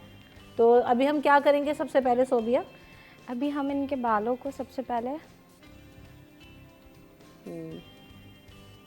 कर्ल्स डाल के दिखाती हूँ मैं आपको। देखें माशाल्लाह बाल बहुत बड़े हैं, माशाल्लाह हेल्दी बाल हैं और क्या कहते हैं अच्छा बड़े मैं भी ना फ्रंट से, मुझे लग रहा है बच्चे, आपका नाम क्या है? महरू ने कभी बाल कटवाए ही नहीं है। नहीं बहुत कटवाएं, अच्छा, फिर भी हाँ, माशाल्लाह ये बता रही हैं ज़बरदस्त है। कटवाएं, बहुत कटवाएं। ये भी एक मिथ है सोबिया के बाल कटवाएंगे तो जो है ना बढ़ेंगे नहीं होंगे, लेकिन लोगों को पता नहीं कि बाल जितने काटो आप वो ज़्यादा ज़्यादा जल्दी बढ़ते हैं, उनकी ग्रोथ अच्छी होती है। बहुत ज़्यादा। अच्छा हम ना कर्ल्स डाल रहे हैं, क्योंकि इतने लॉन्ग हेयर्स हैं तो ये फ्रंट से ही कर्ल्स डाल देंगे तो वो, और इनके मेरे ख्याल से लेयर्स वगैरह कटिंग तो नहीं हुई हुई ना? बिल्कुल नहीं हुई हुई। मैं वही दिखा रही हूँ कि कटिंग के बिना ही कैसे हम स्टाइल करें, कहाँ से स्टार्ट करना है, कैसे स्ट्रेटनर ट्विस्ट करते हैं। हाँ ये वो देखिए, बताइएगा। सबसे पहले जो है ना इसमें पार्टीशन बहुत ज़रूरी है। ठीक है, ये पार्टीशन करना है ठीक है। और इसके साथ साथ ही ये देखें बस एक टर्न दिया लूज, और आप देखें लुक कितनी चेंज हो जाएगी।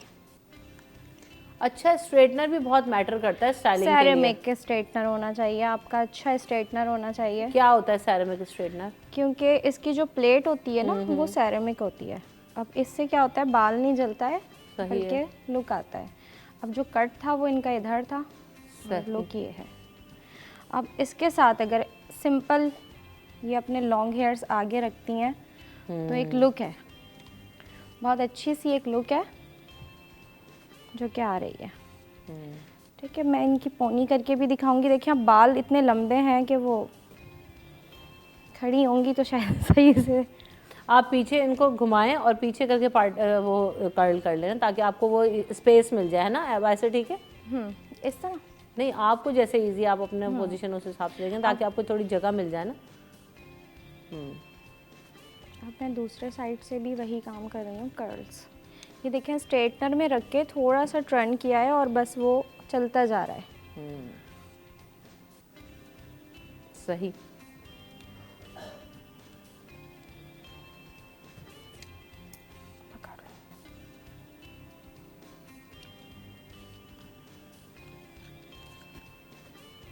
ये देखें बस ये इस तरह से करना है और बिल्कुल स्लो स्लो हम इसको लाएंगे।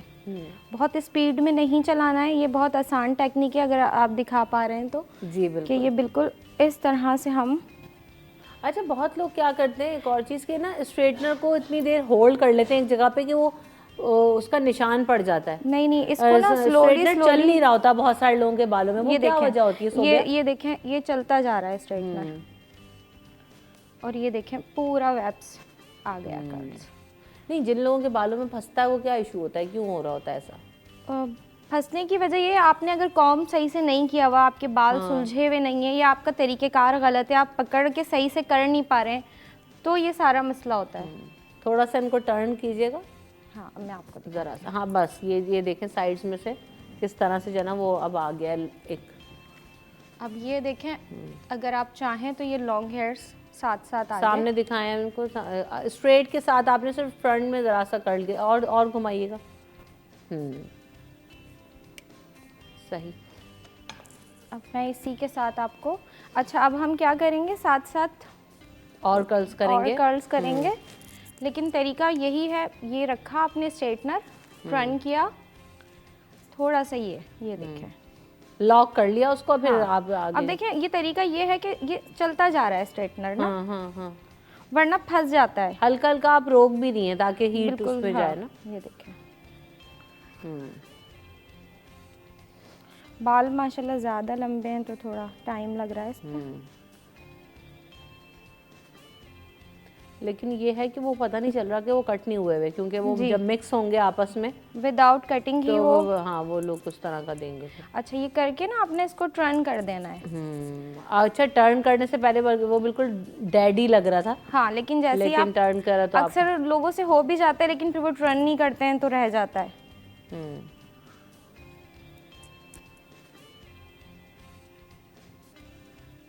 सही। तो बस ये एक तो मैंने ये आपको दिखा दिया। अब मैं करूँगी इनको लॉक, पिन अप करके, कि हम किस तरह पिन्स के साथ कर सकते हैं। पकड़ो आप, पिन हाथ में रख लो। अब इन्हीं बालों में जो है वो हम स्टाइलिंग देखेंगे कि बड़े बालों में कैसे अब हो सकती हमने है। हाँ इसी के साथ ही मैं आपको स्टाइलिंग दिखा रही हूँ। अच्छा, जब सैलून वगैरह में लोग आते हैं तो आप कौन से बाल बनाना प्रेफर कर रहे होते हो? लाइक आइडियल बाल कौन से है स्टाइलिंग के लिए? मिड लेंथ हो, लंबे हों, छोटे हों? हाँ देखें, मिड लेंथ में बहुत अच्छी स्टाइलिंग हो जाती है। लॉन्ग हेयर्स में थोड़ी प्रॉब्लम्स होती है, हर कोई नहीं कर पाता है, मुश्किल हो रही होती है। सही। अब देखिए मैं इसको, ठीक है, एक पोनी की तरह से मैंने यहाँ से ये लिया और एक सेक्शन मैंने ये बनाया है। अच्छा, अभी जिस तरह से आपने पकड़े हुए ना, ये जो हाफ पोनी होती है वो भी बहुत ज़्यादा अच्छी लगती है। जैसे ये महरू की जो एज है, शी इज़ वेरी यंग, तो यंग बच्चियों पे इस तरह से भी आप बना दें तो बहुत अच्छा सा स्टाइल लगता है, बड़ा बड़ा लुक नहीं आता उसमें। अभी आप हाफ पोनी बना रही, फुल? ये मैंने ना इनकी देखें बिल्कुल हाफ पोनी ली है हाँ, और यहाँ से थोड़ी सी मैंने लट निकाल ली है। अब ये आप जैसे इस तरह शॉपिंग पे जा रहे हैं या कुछ, तो ये हल्का सा इस तरह किया मैंने, तो मुझे देखिए तो कोई इसमें शॉपिंग में जाता हुआ देख ले तो पहचाने भी ना। वॉल्यूम आ जाता है इस तरह से उठा के। मैं तो कहती हूँ बाल वाल जूड़ा बूड़ा बनाओ, मेकअप वेकअप उतारो, बस पहुँचो। अच्छा, और बुर्खा पहनो या हाँ बस, वो असल में क्योंकि रोजाना इतना कुछ इतना कर रहे होते मेकअप कर रहे होते हैं, हैं। तो वो मुझे बल्कि घर में इस बात पे ना डांट भी पड़ती है अपने घर वालों से कि किस अच्छा, दुनिया में तुम जो लोग घर निकल में जाओ। रहते हैं वो शॉपिंग पे भी जाते हैं तो बहुत ज़्यादा। हाँ लेकिन ठीक है, अगर आप कर सकते हैं और आपको जो है उसी में मज़ा आ रहा है तो आप करें, मतलब कोई जायका नहीं है। अब हम क्या करेंगे, इसी के साथ ही कैमरा दिखा पा रहा है, मैं टर्न कर लें आप इनको टर्न तो वो कर दूँ दिखाएंगे। ना। हाँ, तो अब देखें इतने बड़े बालों को अगर मैं डायरेक्ट एक पोनी लूँगी तो ये फिसलते भी हैं ना बहुत बाल। फिसलते हैं। अब मैं वही तरीका बता रही हूँ, ये हमने ठीक है, इस तरह से मांग सेक्शन लिया सही, हाफ बालों का। ठीक है। मैं तो सोच रही हूँ ये बच्ची ब्रश कैसे करती होगी रोजाना। इसको आदत हो गई होगी। हाँ सही है। तो ये हमने लिया और हाफ बालों का, क्योंकि इतने ये एक साथ नहीं सिमट सकते बाल।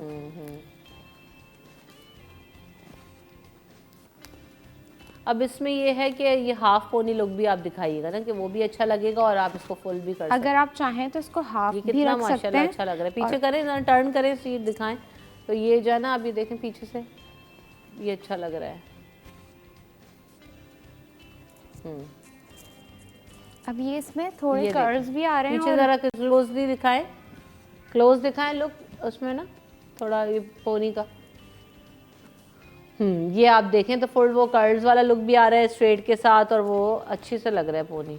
अभी ये हाफ पोनी है।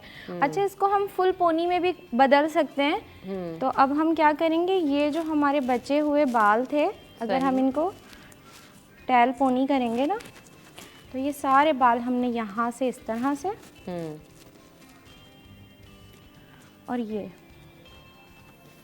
अच्छा, वो हैक्स में भी आ रहा होता है ना, वो मिनट्स क्राफ्ट वाली आप वीडियो देखो तो वो भी डबल करके पोनी बांध रहे होते हैं, उससे एक वॉल्यूम भी रहता है और जो है आपका वो भी रहता है। हाँ, ये खुलेगी नहीं, लूज नहीं होगी, स्लिप नहीं होगी, और लुक बहुत प्यारी लगेगी।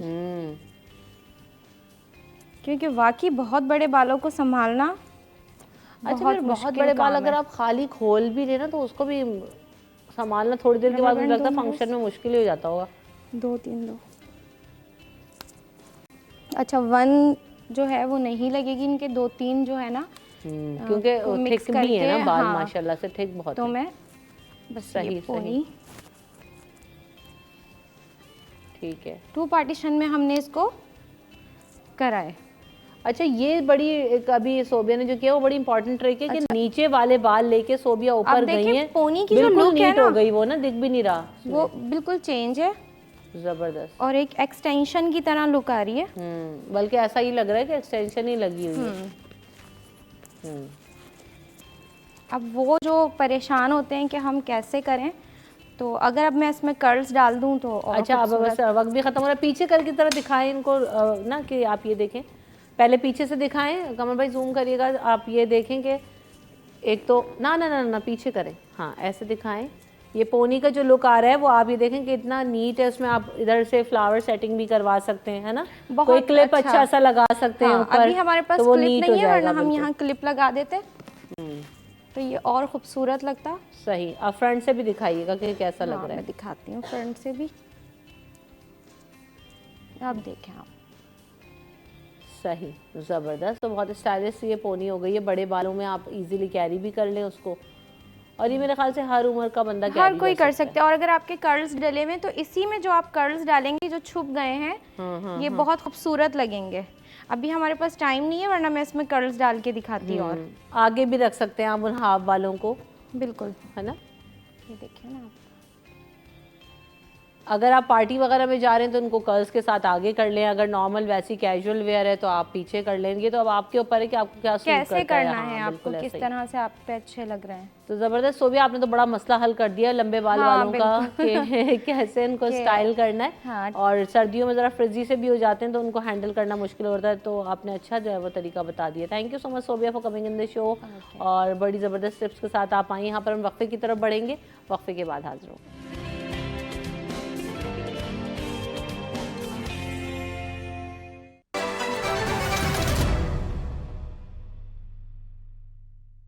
Golden pearl healthy white moisturising lotion, aloe vera gel और विटामिन B3 का स्पेशल फॉर्मूला स्किन को डीपली रिपेयर और नरिश करे। Golden pearl healthy white moisturising lotion. आपका हसीन चेहरा, आपकी शख्सियत की पहचान। फायजा ब्यूटी क्रीम, पहचानो खुद को। A product by Punia brothers.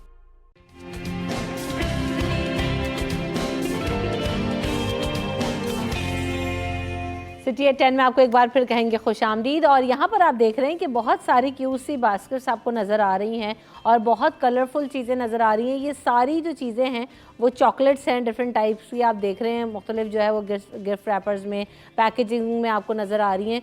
तो इतनी ये खूबसूरत जो चॉकलेट्स हैं तरह तरह की हैं क्या, और आज यहाँ पे क्यों आपको नज़र आ रही हैं, इस बारे में बात करेंगे। हमारे साथ उमैरा नसीम मौजूद हैं। Welcome to the show Umaira, अस्सलाम वालेकुम। वालेकुम अस्सलाम। कैसी हैं आप? अल्हम्दुलिल्लाह। अच्छा उमैरा, ये जो आप चॉकलेट्स ये लेकर आई हैं डिफरेंट डिफरेंट, ये सिर्फ आप सजाती हैं या बनाती भी खुद हैं? क्योंकि इनकी डेकोरेशन तो बहुत क्यूट है, पैकेजिंग भी बहुत क्यूट है। मैं जो है चॉकलेट लवर हूँ, चॉकलेट मेकर हूँ, और हमारी फील्ड में जो है ये मतलब मैंने जो है ये इसके जो ये कोर्स किया था। सही। तो जो है उसके बाद से मैंने ये स्टार्ट किया। स्टार्ट करने का मेरा डिफरेंट वो था। एक्चुअली मैं कैंसर पेशेंट हूँ, मैं ब्रेस्ट कैंसर सर्वाइवल हूँ, अब गो थ्रू कर रही हूँ। ठीक है, अभी ये ट्रीटमेंट चल रहा है? ट्रीटमेंट चल रहा है मेरा। अच्छा, तो अल्लाह ताला मैंने आपको जल्दी सेहत तंदुरुस्ती दे। तो मैं इतने लवर हूँ कि मैं उस पीरियड में मेरा कीमोथेरेपीज़ और सब चीज़ों पे मुझे सब अलाउ नहीं था कि मैं नहीं ले कंज्यूम कर सकती थी कोई भी स्वीट आउट प्रोडक्ट्स के कमर्शियल प्रोडक्ट्स वगैरह। तो उसमें मैंने स्टार्ट किया था कि अपने लिए, क्योंकि मेरा वेट बहुत गिर रहा था। फिर जो है मैंने जब चॉकलेट से स्टार्ट की और मेडिकेशंस मेरे साथ साथ कीमोथेरेपी भी जो चली, तो फिर मेरा वेट बहुत ज़्यादा गेन हो गया। मेरा लास्ट मंथ ट्रीटमेंट ख़त्म हुआ है। मेरे मतलब मैं ये अपने पूरे शौक के लिए, फिर उसके बाद मेरी फैमिली ने सपोर्ट किया, मेरा भाई, मेरी भाभी, मेरी बहनें, उन सब ने तो इनकरेज किया कि इसको जो है आगे करो और इसको लाओ फील्ड में अपने आप को। अच्छा, ये तो मुझे बिल्कुल ही एक अलग चीज़ अभी पता लगी। तो पहले तो इसके बारे में बात करते हैं। अब ये बताएं आप कि क्योंकि जब कीमोज हो रहे होते हैं या you are going through breast cancer, उसके ट्रीटमेंट्स क्योंकि बहुत ज़्यादा जो है ना वो तकलीफ दे भी होते हैं, और दूसरी बात है कि पूरा प्रोसेस जाहिर सी बात है, और फिर एक इंसान मेंटल डिप्रेशन में भी जा रहा होता है, मेंटल सिकनेस भी है, फिज़िकल सिकनेस भी है। उसमें आपने इतनी क्रिएटिविटी की है उस दौरान, तो ये तो बड़ा ज़बरदस्त। और हिम्मत भी नहीं हो रही होती है क्योंकि जाहिर है आपको कोई भी काम करने के लिए, अगर आपने चॉकलेट भी खड़े होकर बनाना तो किचन में ही बनाओगे ना। तो वो कैसे मैनेज हो जाता था? मैं जिस तरह कहा कि मैं बहुत चॉकलेट लवर हूँ। मैं बचपन से बहुत स्पॉइल हूँ कि मेरे फादर मुझे मेरे पेरेंट्स बहुत ज़्यादा अलाउ किया हुआ था, मैं बहुत कंज्यूम करती थी। तो जो है अब वो मैं अब तक करती थी। तो लास्ट ईयर जब मुझे 2022 में मुझे जब डायग्नोस हुआ आफ्टर माय फादर डेथ, मुझे कैंसर हुआ, तो फिर जो है मैंने मतलब वो पीरियड इस तरह का था, इतना डिप्रेसिंग था, और फिर मैं अपने हेल्थ इश्यूज़ में चल रही थी। तो मुझे जो है कुछ ऐसी चीज़ें चाहिए थी कि जो मैं, क्योंकि टेस्ट बर्ड्स आपके ख़त्म हो जाते हैं आपकी थेरेपी से और आपकी रेडिएशन से, तो उसमें भी बहुत इश्यूज आ रहे थे, तो मुझे चाहिए थे। तो मैंने फिर जो है चॉकलेट्स इसलिए स्टार्ट किए, फिर उसके बाद जो है इस तरह से फैमिली में स्टार्ट किए। ज़बरदस्त। तो ये चॉकलेट मेकिंग आपने सीखी थी कहीं से, डिप्लोमा वगैरह कोर्स भी होता है, या आपको जो है ये शौक की वजह से आपने बनाना सीखा था? नहीं, मैंने जो है पहले तो मैंने स्टार्ट किया था यूट्यूब के, क्योंकि मुझे जो है शौक था खाने का, तो उससे मैंने स्टार्ट किया। फिर उसके बाद मैंने इसका कोर्स भी किया। फिर जो है अब मैं इसको जो है मार्केट में इंट्रोड्यूस करना चाहती हूँ कि मैं जो हूँ इसका डिफरेंट फ्लेवर्स मैंने इसके इंट्रोड्यूस किए हैं। अभी अल्हम्दुलिल्लाह मेरा चल रहा है, अब मैं इसको मार्केट में लाना चाहती हूँ। माशाल्लाह, वेरी नाइस। तो ये जो कोर्स है वो क्या है? चॉकलेट मेकिंग का कोर्स होता है या बेकिंग में आ जाता है, लाइक कैटेगरी वाइज होता है, या इसका स्पेसिफिकली अलग कोर्स होता है कोई? ये जो है आता तो पेस्ट्री में, मतलब आप पेस्ट्री शेफ़ होते हो, बट उसका एक पार्ट है चॉकलेट मेकिंग। सही। मैंने सिर्फ चॉकलेट के लिए किया था। मैंने जो है मैं प्रोफेशनली स्पेशल एजुकेटर थी, स्पेशल बच्चों के साथ काम करती थी।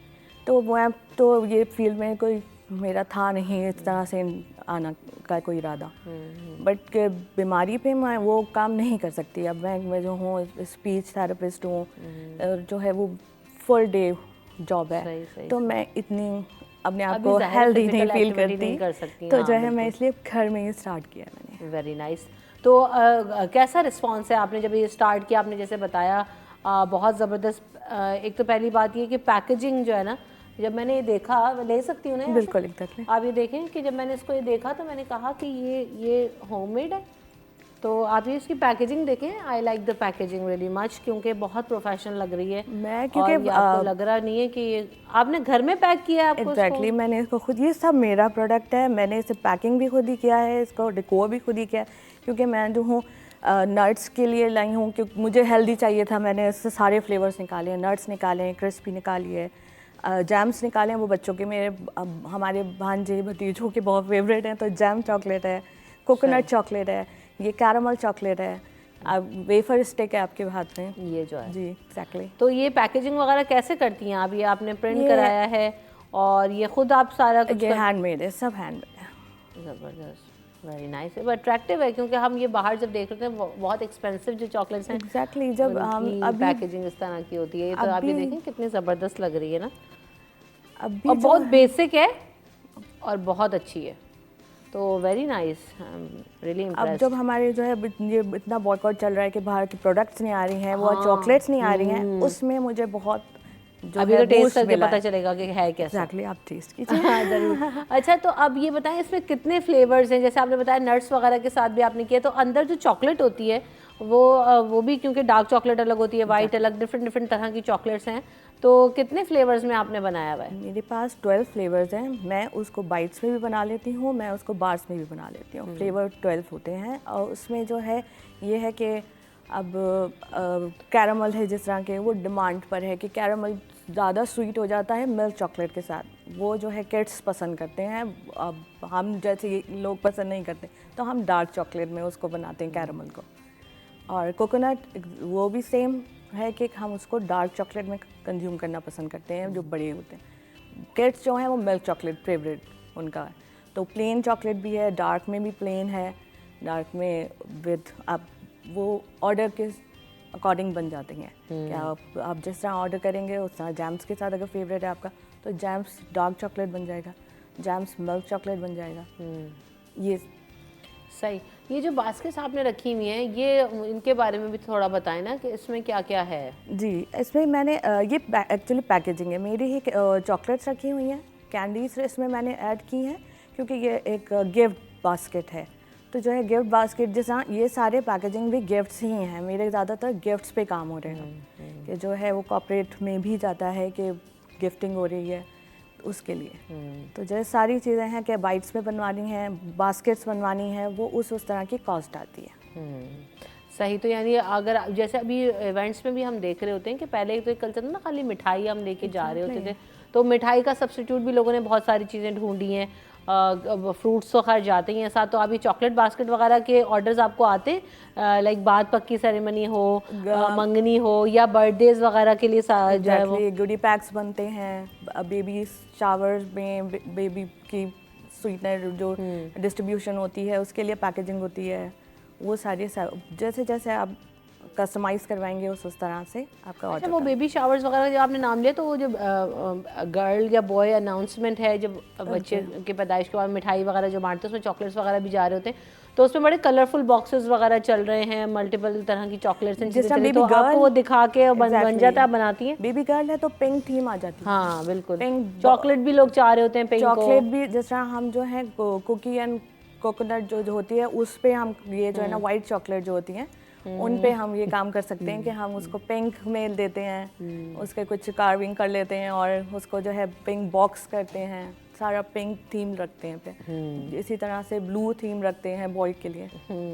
अच्छा, अब ये जो है ये इसमें आपने क्या क्या चीज़ें ऐड की हैं? जो काजू बादाम है, ये जो छोटी छोटी डिटेल्स नज़र आ रही हैं, ये भी चॉकलेट है, ये सिर्फ डेकोरेशन है? जैसे ये बॉक्स हैं वो हो गया, ये बाइट्स हैं, ये कैरामल बाइट्स हैं, और ये जो है ये विंटर बार्स हैं, ये जो है अभी विंटर के लिए इसमें जो है मल्टीपल सीड्स हैं, सीड भी इसमें ऐड किए गए हैं। अच्छा, तो सीड बार्स भी मुझसे वो अकॉर्डिंग टू ऑर्डर होता है। ये सीड बार क्या है ज़रा बताएंगे उसके बाद? मैं देख सकती हूँ इसमें? हाँ, इसमें ये तो मैंने मिक्स अच्छा ये इस तरह से है जी। ओके, ये इस तरह से हमें लग रहा था कि पूरा वो पैकेट है, लेकिन अच्छा तो आप इसमें क्या बता रही थी? ये बार क्या ये हेल्दी भी मुझे लग रहा है, कमर भाई तरह दिखाएं। ये आप देखें एग्जैक्टली बच्चे नहीं मोबाइल का कवर लग रहा है तो यहाँ से देखिए ना बच्चे कंज्यूम नहीं करते ना नट्स वगैरह। तो आइडिया यही है कि बच्चे इसमें चॉकलेट में फेवरेट है उनका, चॉकलेट तो उसके साथ आप उसको कुछ भी दे सकते हैं। मेरे कोई बेटा तो nuts निकाल के कहा ये दे दे और जो है मैं वो खा लेता हूँ। लेकिन हाँ ये अच्छा है। तो अच्छा आपने बताया नहीं हेल्दी चीज़ें क्या क्या आपने इसमें ऐड की हुई हैं? इसमें कौन सारे नट्स हैं। चॉकलेट तो चॉकलेट ही है, हाँ, वो जाहिर है। स्वीटनर है। और जो है फिर सारे नट्स आ जाते हैं। जिस तरह मेरे पास है रोस्टेड आलमंड फ्लेवर है, ये जो है विंटर बार है तो ये मिक्स है, ये थोड़ा फैंसी भी कर दिया जाता है, इसमें कलर्स भी ले आते हैं, तो ये उस तरह की पैकेजिंग है। तो ये आप कहाँ मार्केटिंग वगैरह कर रही होती हैं? लोग आपको कैसे ऑर्डर कर सकते हैं? ये मेरा सोशल मीडिया पे पेजेस हैं, फेसबुक पे और इंस्टाग्राम पे, मैं उन पे हूँ। अभी मैंने अभी ये 23 से ही स्टार्ट किया था पब्लिकली। वैसे मैं जो हूँ अपने फ्रेंड सर्कल और अपने फैमिली में तो कर ही रही थी। वो लोग ऑर्डर देते थे आपको? एग्जैक्टली, मुझे ऑर्डर बहुत मिलते थे, तो इसलिए मुझे मेरे भाई मेरी बहनों ने बहुत इनकरेज अच्छा है, किया। तो ज़बरदस्त। मैं उनका थैंक्स भी बहुत करती हूँ कि उन्होंने मुझे जो है इस तरह पुश किया कि नहीं करना है। मेरी भाभी वो बहुत ज़्यादा उनका, मैं बहुत मतलब एंटी सोशल हूँ, तो मुझे भेजा गया पुश करके, नहीं आप जाएं, आप अपने आप को शोकेस करें, दिखाएं अपनी इतने अच्छी प्रोडक्ट्स हैं। बिल्कुल ऐसा ही है। ये वही वाली बात है ना कि देखें आपको जब घर से सपोर्ट हासिल होती है तो आप बहुत अच्छा कुछ कर सकते हैं। टैलेंट सबके पास होता है। अब हमने जैसे आपको पहले भी शोज़ में आपको दिखाया कि डिफरेंट तरह की ख़वातीन आती हैं, कोई ज्वेलरी मेकिंग पे काम कर रही हैं, कोई ड्रेस बनाती हैं, कोई चॉकलेट, कोई बेकिंग। तो ये आपके अंदर कोई ना कोई टैलेंट ज़रूर छुपा हुआ होता है, लेकिन उसको वही है कि एक तो ख़ुद भी आइडेंटिफाई करें, घर वालों का इसमें बहुत ज़्यादा एक अच्छा रोल होता है कि वो भी अगर आपको जो है वो पुश करते हैं, प्रमोट करते हैं, तो आप अच्छा काम कर सकते हो। तो उमैरा वेरी नाइस और बहुत ज़बरदस्त लग रहा है आपको देखकर। और मुझे तो आपकी स्टोरी भी पता लगी कि आपने इतनी टफ टाइम में इतनी क्रिएटिविटी जो है वो दिखाई है। तो all the very good luck to you and thank you so much for coming in the show. कुछ कहना चाहती हैं आप? ज़्यादा मैं थैंक्स करना चाहती हूँ आप सबका। आप लोगों ने टच वुमेन एम्पावर के लिए इतना अच्छा आपने एक सेगमेंट निकाला है कि हम लोग को इस तरह से इनकरेज करें। फिर मैं अपने ग्रुप का शमा राशिद का थैंक्स करना चाहती हूँ। वो उन्होंने मुझे इनकरेज किया इस प्रोडक्ट को यहाँ पे शोकेस करने के लिए। सही है।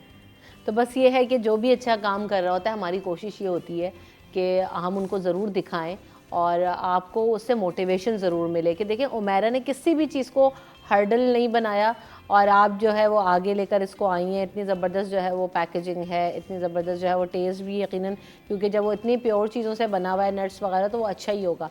तो आप ज़रूर अगर चाहें तो ऑर्डर भी कर सकते हैं। प्राइसेस वेरी क्विकली मैं भूल गई आपकी स्टोरी में, अगर कोई ऑर्डर करना चाहता है तो जैसे ये बार्स हो गए या ये जो गिफ्ट बॉक्सेस हैं, इनके क्या प्राइसेस होते हैं starting according to gift boxes के? तो अकॉर्डिंग टू आपके डिमांड की क्या आपके कितने बार्स आपने, हाँ आपने कितने बार्स रखवाने हैं। अब इसमें 3 बार्स हैं तो ईच बार जो है वो 1200 का होगा। फिर जो है आप ये वाले बार लेंगे, फ्लेवर बार जो हैं वो 600 के हैं, वेफर स्टिक जो है वो 300 के है। तो डिफरेंट प्राइसेस आप जितने बास्केट में ऐड कराते जाएंगे उतने आपकी कॉस्ट आती जाएगी। लेकिन उसमें ये चीज़ें जैसे उमैरा ने भी बोला कि पाकिस्तानी प्रोडक्ट्स लोग ढूंढ रहे हैं और होममेड चीज़ें ढूंढ रहे हैं जो कि साफ़ सुथरी घर की बनी हुई होती हैं, बच्चों के लिए हेल्दी भी होती हैं। तो ये है कि आप ऑर्डर कर सकते हैं। Thank you so much Umaira for coming in the show. वो बड़ी ज़बरदस्त जो है वो आपकी प्रोडक्ट्स हैं और आप भी इनको ट्राई कर सकते हैं, क्योंकि लोग ज़्यादातर अभी इस वक्त ये देख रहे हैं कि मेड इन पाकिस्तान प्रोडक्ट्स हों, होममेड प्रोडक्ट्स हों, हेल्दी भी हों। तो आप प्रेफर करें कि जो भी चीज़ खाएं और मंगवाएं तो वो आपकी सेहत के लिए अच्छी हो। यहाँ पर आपसे ब्रेक लेंगे, ब्रेक के बाद वापस आते हैं।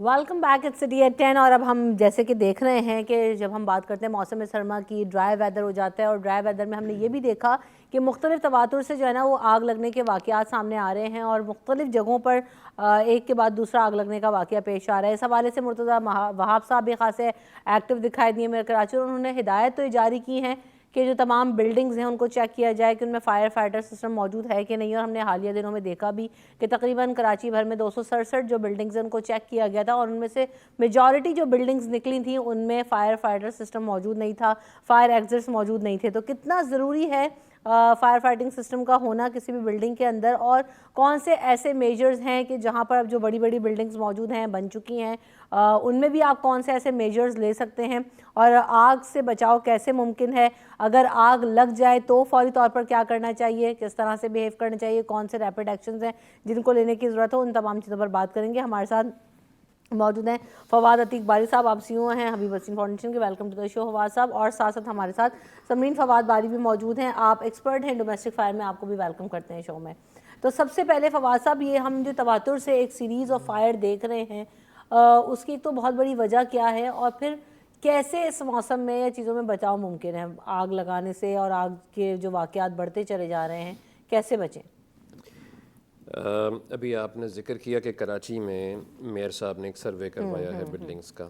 ये सर्वे हम पहले भी करते रहे हैं, तो हमारे हिसाब से कराची की 80% इमारतें आग बुझाने के इंतज़ामात से महरूम हैं। जब आप किसी इमारत में आग बुझाने का इंतज़ाम नहीं रखेंगे और जब कोई हादसा हो जाएगा तो हादसे की इत्तला आपको उस वक्त मिलेगी जब आग फैल चुकी होती है या आग को बुझाने का कोई काबू करने का इंतज़ाम नहीं होता। मिसाल के तौर पे मैं मुल्क में नहीं था जब ये अर्शी प्लाज़ा की आग लगी, लेकिन जब उसको हमने जब गौर से तहक़ीक़ की तो ये पता चला कि उनके पास नीचे दुकानों में जब शॉर्ट सर्किटिंग से आग लगी या किसी मिस हैंडलिंग में आग लगी तो आग बुझाने का कोई फायर एक्सटिंग्विशर वहाँ मौजूद ही नहीं था, और वो पानी का कूलर लेके उससे आग बुझाने की कोशिश करते रहे। तो आग तो ऐसी चीज़ है कि इसको काबू करना है तो पहले 4 मिनट में काबू कीजिए, फिर अगले 4 घंटे या 40 घंटे वो आग नहीं बुझती। और वो हुआ भी यही कि जब वो आग लग गई, काबू नहीं हुई, जिस रफ्तार से फैली, और फैलने के बाद जो दुकानें थी वो भी जल गईं, ऊपर रिहायशी फ्लैट भी जले, लोग भी बेदखल हुए, जानी नुकसान भी हुआ और माली नुकसान भी हुआ। तो हमारे इस मुल्क में आदाद व शुमार के मुताबिक, जो मैं हर मीडिया पे बात कहता हूँ, इसको हाईलाइट करने की ज़रूरत है कि हर साल आतिशज़दी के वाक़यात में कोई 15,000 लोगों की हलाकत होती है इस मुल्क के अंदर, कोई 1.5 लाख लोग ज़ख्मी हो जाते हैं। इसी तरह कोई 800 अरब रुपए का माली नुकसान होता है। हमारा मुल्क या हम लोग इसके मुतहम्मिल नहीं हो सकते। जब इस मुल्क के अंदर 40% आवाम गुर्बत की लकीर से नीचे जा चुकी है, आग लगती है तो बेरोज़गारी भी होती है, जानी नुकसान भी होता है और माली नुकसान भी होता है। अब इसका तदारुक क्या है? इसके लिए खुसूसन जब बल्दिया की आग लगी थी 2012 में तो ख़ासी रिसर्च की गई और ये तय किया गया कि पाकिस्तान में एक कानून बनाया जाए कि हर बिल्डिंग में, हर फैक्ट्री में आग बुझाने का क्या इंतज़ाम होना चाहिए। वो कानून जो है 2016 फायर सेफ्टी बिल्डिंग कोड के नाम से 2017 में पास हुआ। उस कानून के तहत किसी भी इमारत में सबसे पहले फायर एक्सटिंग्विशर्स, फिर फायर अलार्म सिस्टम, यानी अगर आग लग जाए तो धुएं की सूरत में आग लगने से पहले इत्तला हो, फायर हाइड्रेंट यानी प्रेशराइज वाटर हाइड्रेंट सिस्टम कि आग को ख़ुद काबू कर सकें, इसी तरह फायर डोर्स कि आग को आगे ट्रैवल ना हो सके, इमरजेंसी एग्ज़िट अगर आग लग जाए तो उस इमारत में से बाहर जाने का रास्ता हो, इसी तरह इवैक्यूएशन प्लान, एग्ज़िट साइंस के जो आपकी रहनुमाई करें, और फिर टीम भी वहाँ ट्रेन हो कि जो इस सामान के साथ आग बुझा सके। और आखिरी चीज़ ये कि फ़ायर टेंडर का वहाँ तक एक्सेस होना, चूँकि हमारे यहाँ अंदरूनी शहर में खारादर मीठादर में तो मोटरसाइकिल नहीं जा सकती, खुदा ना खास्ता हादसा हो जाए तो क्या होगा। और जैसे आप बात करें 4-5 मिनट में रैपिड रिस्पांस की ज़रूरत होती है, तो आप ये देखें कि इतनी गाड़ियाँ नहीं है, फायर स्टेशन इतने दूर हैं, ट्रैफिक प्रॉब्लम्स अलग हैं, कितने फायर स्टेशन की कमी है हमारे यहाँ जो होने चाहिए और नज़र नहीं आ रहे होते। इतनी बड़ी तादाद जो हैं भी, उनके पास भी इक्का दुक्का गाड़ियाँ होती हैं जिनको निकलने में ही मेरे ख्याल से 10-15 मिनट तो लग जाते हैं। आप कह रहे हैं कि रैपिड रिस्पांस की ज़रूरत है। देखें, ये जो फायर ब्रिगेड के निज़ाम की आप बात कर रही हैं ना, ये बड़ा अलमिया है इस शहर के साथ, जहाँ टूटी हुई सड़कें हैं, बुरा इंफ्रास्ट्रक्चर है, ट्रैफिक जैम्स है, पानी नहीं आता, कचरे के ढेर हैं। फायर ब्रिगेड का भी ऐसा ही इंतज़ाम है। हालांकि रेस्क्यू 1112 पंजाब में और KPK में 20 साल पहले नाफिज हो चुका, वहाँ बहुत पैसा खर्च किया गया, लेकिन हमारे यहाँ अभी ये 4-5 महीने पहले ये सहूलत आई है। तो हम तो पिछले 10-15 साल से मीडिया पे यही बातें करते आते थे कि कराची में 12 से 14 फायर ट्रक हैं, एक आग लग जाएगी तो शायद बुझ जाए, दूसरी तो बुझ ही नहीं सकती। तो इस जदीद यानी इतने बड़े शहर के अंदर फायर ब्रिगेड का निज़ाम ऐसा होना चाहिए यकीनन कि अगर आग लगे तो रैपिड रिस्पांस के तहत उसको बुझाया जा सके। और आपने सर्दियों का जिक्र किया, तो ये हकीकत है कि सर्दियों में आग ज़्यादा लगती है, क्योंकि अगर आप सुबह कहीं अर्ली मॉर्निंग निकलें और गाड़ी की चाबी भी किसी को हैंड ओवर करें तो आपको करंट सा आता है। अरे ब्लैंकेट से ब्लैंकेट से आता इतना चार्ज हुआ होता है। ये स्टैटिक चार्ज है, और स्टैटिक चार्ज आपकी वायरिंग में जब हम कहते हैं ना कि शॉर्ट सर्किटिंग से आग लगी, वो वजह यही होती है, पुरानी वायरिंग, उसके टेप्स का उतर जाना। सही बात। और उसके बाद जब वो शॉर्ट सर्किटिंग से आग लगती है, और फिर सबसे बड़ी बात, लोग आग लगने से नहीं मरते, लोग धुएं से मरते हैं। क्योंकि धुआं जो है, जब आप उसको इनहेल कर लेते हैं कार्बन मोनोऑक्साइड को, आप चकरा जाते हैं और बेहोश हो जाते हैं। तो अगर जितनी भी जो हलाकतें हुई हैं आरजे मॉल के अंदर, वो सारी की सारी धुएं से हुई। और जब हम किसी भी आग की जब तहकीकात करते हैं तो यही पता चलता है कि जो हलाकतें हुई, जो अमवात होती हैं, वो धुएं से ज़्यादा होती हैं, आग लगने से नहीं होती। बिल्कुल, घरों में भी इतने सारे वाक़यात पेश आते हैं, तो हम बड़ी उस पर बात कर रहे हैं ब्रॉडर एस्पेक्ट पे, लेकिन ये बहुत छोटे छोटे चीज़ें होती हैं जो हम मिसहैप्स कर रहे होते हैं, जिसकी वजह से घरों में भी आग लगने के वाक़यात पेश आते हैं। लेकिन वही वाली बात कि पहले भी हम ये प्रोग्राम्स में डिस्कस कर चुके हैं कि हमारे पास घरों में भी कोई ना ट्रेन लोग हैं कि जिनको पता हो कि फ़ौरी तौर पर अगर आग लग जाए। दूसरी बात ये, गैस माशाल्लाह अब तो गायब है चूल्हों में से, तो ज़्यादातर लोगों ने सिलेंडर्स रखे हुए हैं, वो सिलेंडर्स फट जाते हैं, उनके साथ इंसिडेंट्स हो जाते हैं, आग लगने के कई वाक़यात पेश आ जाते हैं। आपने माचिस जलाई चूल्हा और माचिस ऐसे ही नीचे फेंक दी, कपड़ों में दुपट्टों में आग लग जाती है। तो बहुत सारे ऐसे इंसिडेंट्स होते हैं सभी। तो कैसे इनसे निपटा जा सकता है, फ़ौरी तौर पर क्या करना चाहिए?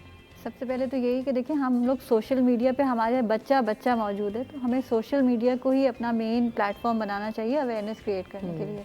कि आप देखें, आज छोटे से बच्चे के हाथ में मोबाइल है, उसको पता है, तो क्यों ना इस मोबाइल के ज़रिए ही आप ये अवेयरनेस क्रिएट करें, बच्चे को ट्रेन करें। हर घर की माँ इस बात की ट्रेनिंग अवेयरनेस के साथ लेके चले कि वो ख़ुद भी अपना ध्यान करें। हम तो आप ये बात करिए, हम तो ये कह रहे हैं कि कपड़े ऐसे पहनती हैं और पतीलियाँ बाकायदा अपने दुपट्टों से और अपनी कमीज़ों से उठा करके रखी जा रही होती हैं चलते चूल्हों से, जो कि हमारी 60% देसी ख़वातीन का ये एस्पेक्ट है। तो हम इनको कम से कम ये अवेयरनेस तो दें। उसके बाद हमारे यहाँ तो कभी ये प्रैक्टिस हुई नहीं। आप बड़े से छोटे घर में देख लें कि हम स्केप प्लान्स पे कोई भी काम नहीं करते घरों में कि इन केस ऑफ फायर, हम कभी बात भी नहीं करते बच्चों से। तो इसका ये this is the high time कि आप मिल के बैठें, फैमिली टाइम में इसको डिस्कस करें कि माँ बाप मिल के बच्चों के साथ बैठें कि अगर आग लग जाती है तो क्या क्या है, कौन कौन से एस्पेक्ट है, हम क्या करेंगे, तुम क्या करोगे। एक दफ़ा मेंटली साल में एक दफ़ा लेके ज़रूर बैठना चाहिए ताकि ये चीज़ें रिफ़्रेश हों, जहन में ये बातें कहीं रह जाती हैं, यही रेस्क्यू और उसके स्केप का आपकी पर्पस बन जाता है। वो ये वाली बात होती है ना कि बच्चे से आपने जिस वक्त ये बात की उसके जहन में होगा, जब ऐसा अल्लाह ना करे कोई ऐसा इंसिडेंट होगा तो वो फ़ौरन ब्रेन उसको ट्रिगर करेगा कि मुझे ये करना है। जब पता ही नहीं होगा तो मेरे ख्याल से वो परेशान ही रहेगा कि मुझे क्या करना चाहिए। घर में हर तरह का बच्चा भी होता है, बड़े बुज़ुर्ग होते हैं, तो इस तरह के वाक़यात यकीनन बहुत ज़्यादा कॉम्प्लिकेटेड हो जाते हैं। और आप वही वाली बात, फायर ब्रिगेड जो है वो इतनी बड़ी बड़ी आगों पे इतनी लेट पहुंचती हैं, तो आप एक घर की आग बुझाने पे तो नहीं एक्सपेक्ट करेंगे। और सेकंड प्लेटफॉर्म है आपका स्कूल्स।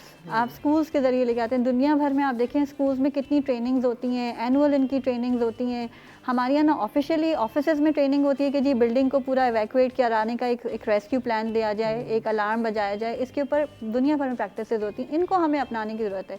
हमने अपने गवर्नमेंट्स के ऊपर नहीं छोड़ देना है चीज़ों को। अब अपनी मदद आप करते हुए हमने खुद एक बंदा ट्रेन हो सकता है, और इसके लिए आपको ये छोटी छोटी चीज़ें मिलती हैं। यूट्यूब पे आप चले जाएं, टिकटॉक्स पे चले जाएं, हम सब अपना अपना किरदार अदा करें, क्योंकि बाहर तो इतना काम हो चुका है जिस पे हम अभी वन स्टेप पे भी नहीं खड़े। कि स्मोक डिटेक्टर्स उनके यहाँ बहुत एक बेसिक चीज़ है, हमारे यहाँ तो कोई जानता भी नहीं स्मोक डिटेक्टर क्या है। एक्सटिंग्विशर उनकी एक बेसिक चीज़ है, हमारे यहाँ तो लोगों को पता ही नहीं कि पिन कैसे पुल करना है, उसको कैसे चलाना है। तो ये चीज़ें हैं जिस पे हमें अपनी आवाम को सबसे पहले स्टेप पे अवेयर करना है कि ये चीज़ें आप चलाना सीखें, फिर तो वो ख़रीदेंगे। अगर उनको यही नहीं पता कि ये क्यों ज़रूरी है तो हम वो क्यों ख़रीदेंगे। और बिल्कुल बहुत सारे लोगों के जहनों में भी ये चीज़ है मवाद कि बहुत महंगी हैं ये आग बुझाने वाले आलात, ये चीज़ें। लेकिन हम जब शोज़ में बुलाते हैं, वो लोग भी हमारे साथ होंगे भी और होते भी हैं, तो उन्होंने भी हमें बताया कि इतना ज़ाहिर इंसान की जान से कीमती तो कुछ भी नहीं है। साथ आप आइए, यहाँ पर हम वक्फे की तरफ बढ़ेंगे, वक्फे के बाद हाजिर होंगे।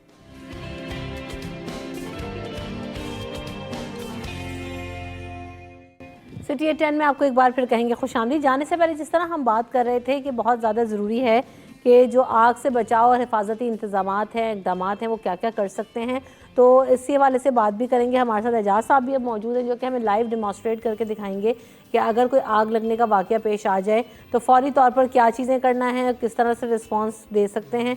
तो welcome to the show Ejaz साहब। आप पहले भी हमें मुझसे मेरी फायर एक्सटिंग्विशर चलवाया था मैंने, उसके बाद मैंने भी घर में सोचा कि हाँ ये ज़रूर होना चाहिए। मुझे बड़ा जो ना वो हम वरना चीज़ें सोच नहीं रहे होते, कर नहीं रहे होते, उस तरफ दिमाग नहीं जाता, तो जब हम डिस्कस करते हैं तो हमें पता लगता है। तो आज हम कौन सी चीज़ों के बारे में बात करेंगे एजाज साहब? जी सर बताएंगे आपको कि हमने कुछ डेमोस्ट्रेशन करनी है। ठीक है तो सर आपको बताएंगे, हम डेमो करके दिखाएंगे। देखें सबसे पहले क्या करें हमारा प्रोग्राम ख़वातीन ज़्यादा देख रही हैं, घरों में बैठी हैं। हम इस प्रोग्राम के तवस्सुत से, हमारी बातों से कुछ ऐसे काम करेंगे जो लोग सीख जाएं और उनको ज़िंदगी में फ़ायदा हो। एक एडिशनल क्वालिफ़िकेशन, इजाफी काबिलियत हो जाएगी।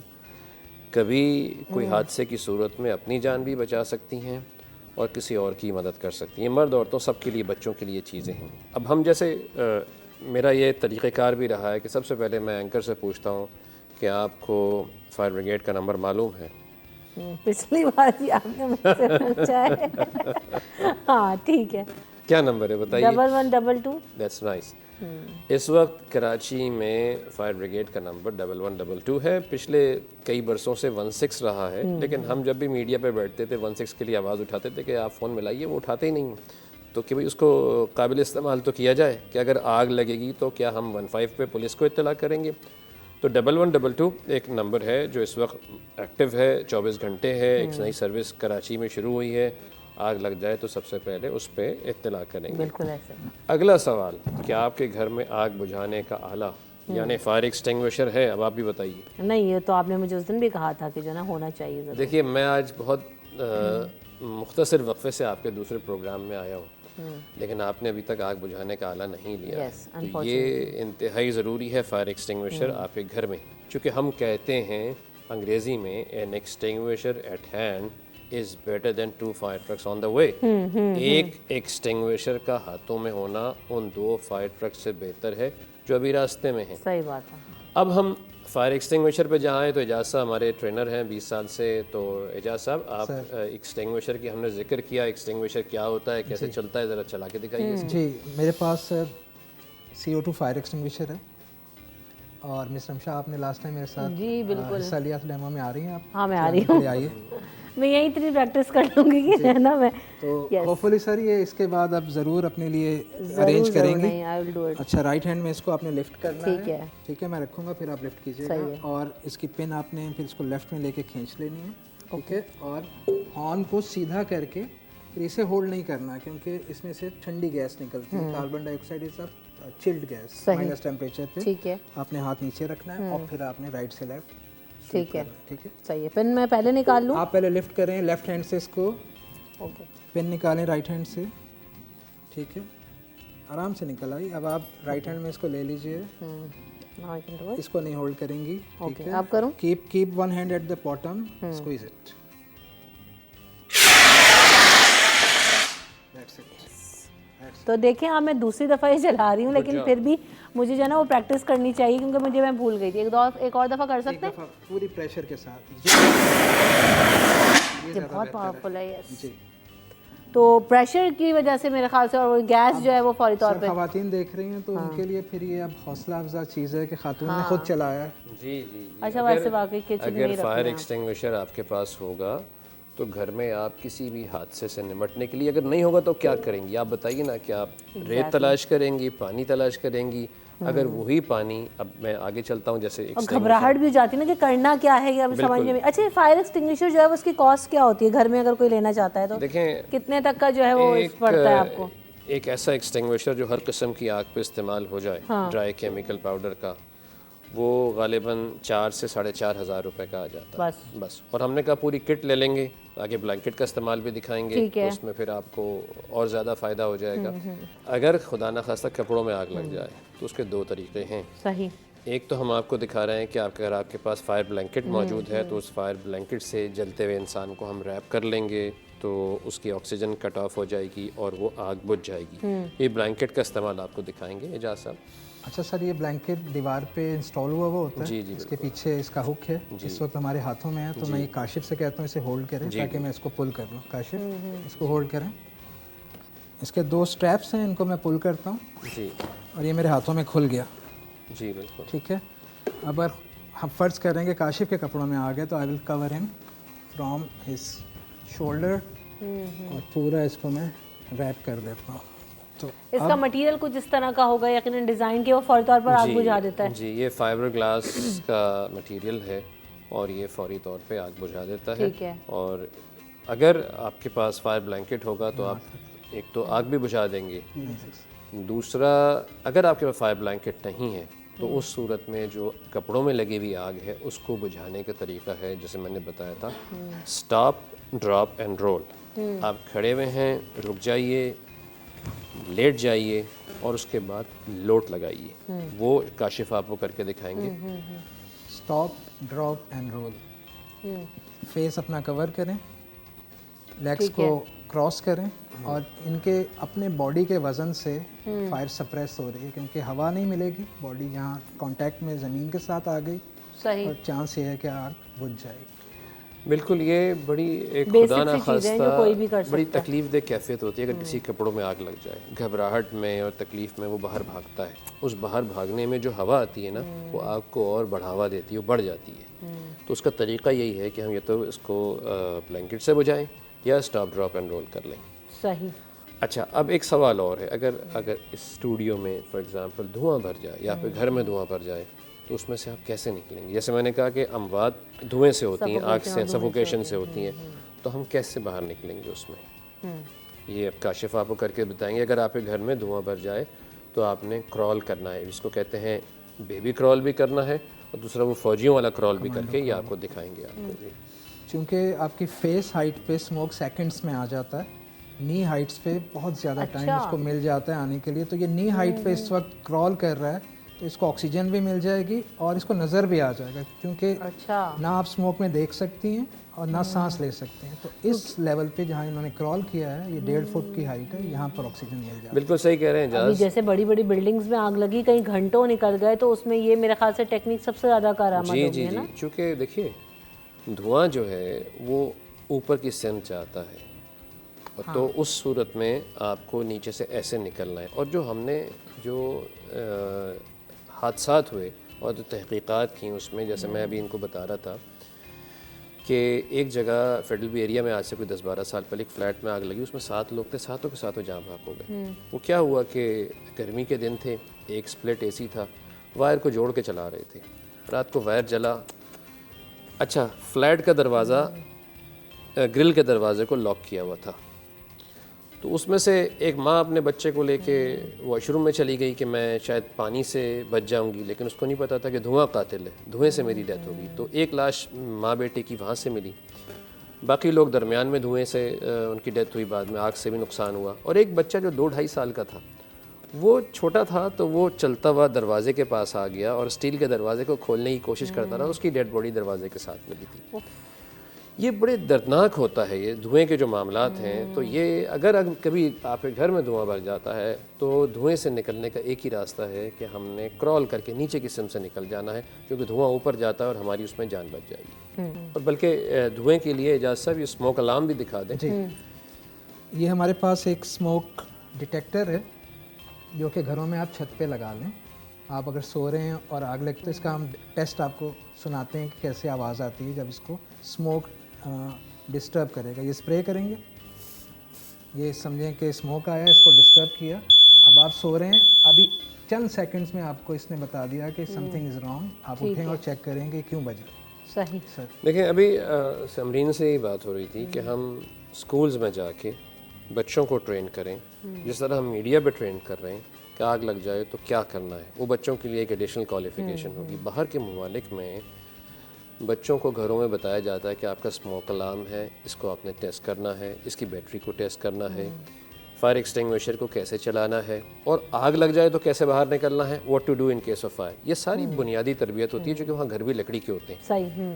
तो बहरहाल ये हमारा एक स्मोक का हो गया। तो अब एक सवाल ये था कि अगर जैसे समरीन किचन पे बात कर रही थी, तो अगर आपके फ्राई पैन में भी आग लग जाती है और उसके अंदर क्या आप क्या करेंगी, कैसे बुझाएंगी फिर उसको? अभी समरीन ने बताया कि लेड रखें आप। लेड रख दें। अगर आपके पास उससे ज़्यादा बेहतर तरीका ये है कि आपके पास एक फायर ब्लैंकेट मौजूद हो। जिस तरह वो फायर ब्लैंकेट आपने किसी जलते हुए इंसान को ढांपा था, वही ब्लैंकेट अगर आप ये रीयूजेबल होते हैं। जी जी ठीक है, तो ये आप उसके ऊपर भी डाल देंगी अगर, तो ये कोई 2,500 से 3,000 रुपए की चीज़ है ये ब्लैंकेट। और ये किचन में आप इंस्टॉल कर लें, डाल दें तो ये किचन की आग जो है, फ्राई पैन की आग जो है बुझ जाएगी। लेकिन कभी उसमें पानी मत डालिएगा फ्राई पैन की आग पे। जैसे फ्राई पैन की आग पे अगर पानी डाल दिया वो आग भड़क जाएगी। सही, बिल्कुल ऐसे आपने बहुत सारी चीज़ें सीखी हमने आज भी, और हम पहले भी जो है इन चीज़ों को प्रैक्टिस, ये बार बार होने की ज़रूरत है, क्योंकि देखें आग लगने के वाक़यात हो रहे हैं, अब बहुत ज़माने से होते हैं और आगे भी होते रहेंगे, क्योंकि एक नेचुरल चीज़ है, हादसा बताकर नहीं होता, किसी भी वक्त हो सकता है, किसी भी सिनेरियो में हो सकता है, लेकिन बचाव ज़रूर मुमकिन है। तो बचाव के लिए जो इक़दाम आप कर सकते हैं, जान से बढ़कर कोई चीज़ नहीं है। जब हादसा हो जाते हैं तो फिर हम उनको बैठ कर रो रहे होते हैं। हुकूमती सतह पर होने के लिए बहुत सारी चीज़ों का इंतज़ार ना करें, जो आप कर सकते हैं अपनी पर्सनल कैपेसिटी में ज़रूर कीजिए। Thank you so much for coming. एक चीज़ और है, अब आप ये सवाल करेंगी, फॉर एग्जांपल लोग कहेंगे ये चीज़ें मिलती कहाँ से, ये तो हमें पता नहीं कोई स्पेस की चीज़ें बताई जा रही हैं। देखें, ये चीज़ें कहीं से भी मिल जाती हैं, आप कहीं से भी ले लें, लेकिन आपकी सहूलत के लिए हम जो बार बार कहते हैं, किसी और टीवी पे जाते हैं, तो हमारा एक टेलीफोन नंबर है 111 सेफ्टी 111 SAFETY यानी 111 72389, उस पर कॉल करें, हम आपको आपके घर के लिए सब चीज़ पहुंचा देंगे ताकि आप अपने घर में या अपने दफ्तर में आग से महफूज हो चुके। हर चीज़ ऑनलाइन होने के बाद देखें कितना आसान हो गया कि आपको घर पे जाकर, उसके लिए भी आपको कुछ नहीं करना, आपने सिर्फ फ़ोन करना है एंड देन आपको हर चीज़ अवेलेबल है और मिल सकती है। जान से बढ़कर देन अगेन मैं कहूँगी कुछ नहीं है। आप सेफ्टी मेजर्स लीजिए, सीखिए, जाने, अपने बच्चों को भी बताइए। और जैसे कि समरीन ने बहुत इंपॉर्टेंट बात कही थी, जिसको हम इतना इंपॉर्टेंस शायद नहीं दे रहे होते, कि हमें इसको डिस्कस करने की ज़रूरत है, एक इवैक्यूएशन प्लान बनाने की ज़रूरत है कि अगर ऐसा कुछ घर में हो जाए तो बच्चों को कैसे रिस्पॉन्स करना है, बड़ों को क्या करना है, एज अ फैमिली क्या करना है। और जैसे भी जाहिर साहब ने भी और एजाज साहब ने भी और फवाद साहब ने भी बताया कि आप फौरी तौर पर जो है वो क्रॉल कर सकते हैं, स्मोक में कैसे जो है वो आप सर्वाइव कर सकते हैं। इन तमाम चीज़ों को आप अप्लाई कीजिए। रमशा कमल को दीजिए इजाज़त, अपना ख्याल रखिएगा, अल्लाह ने के बाद।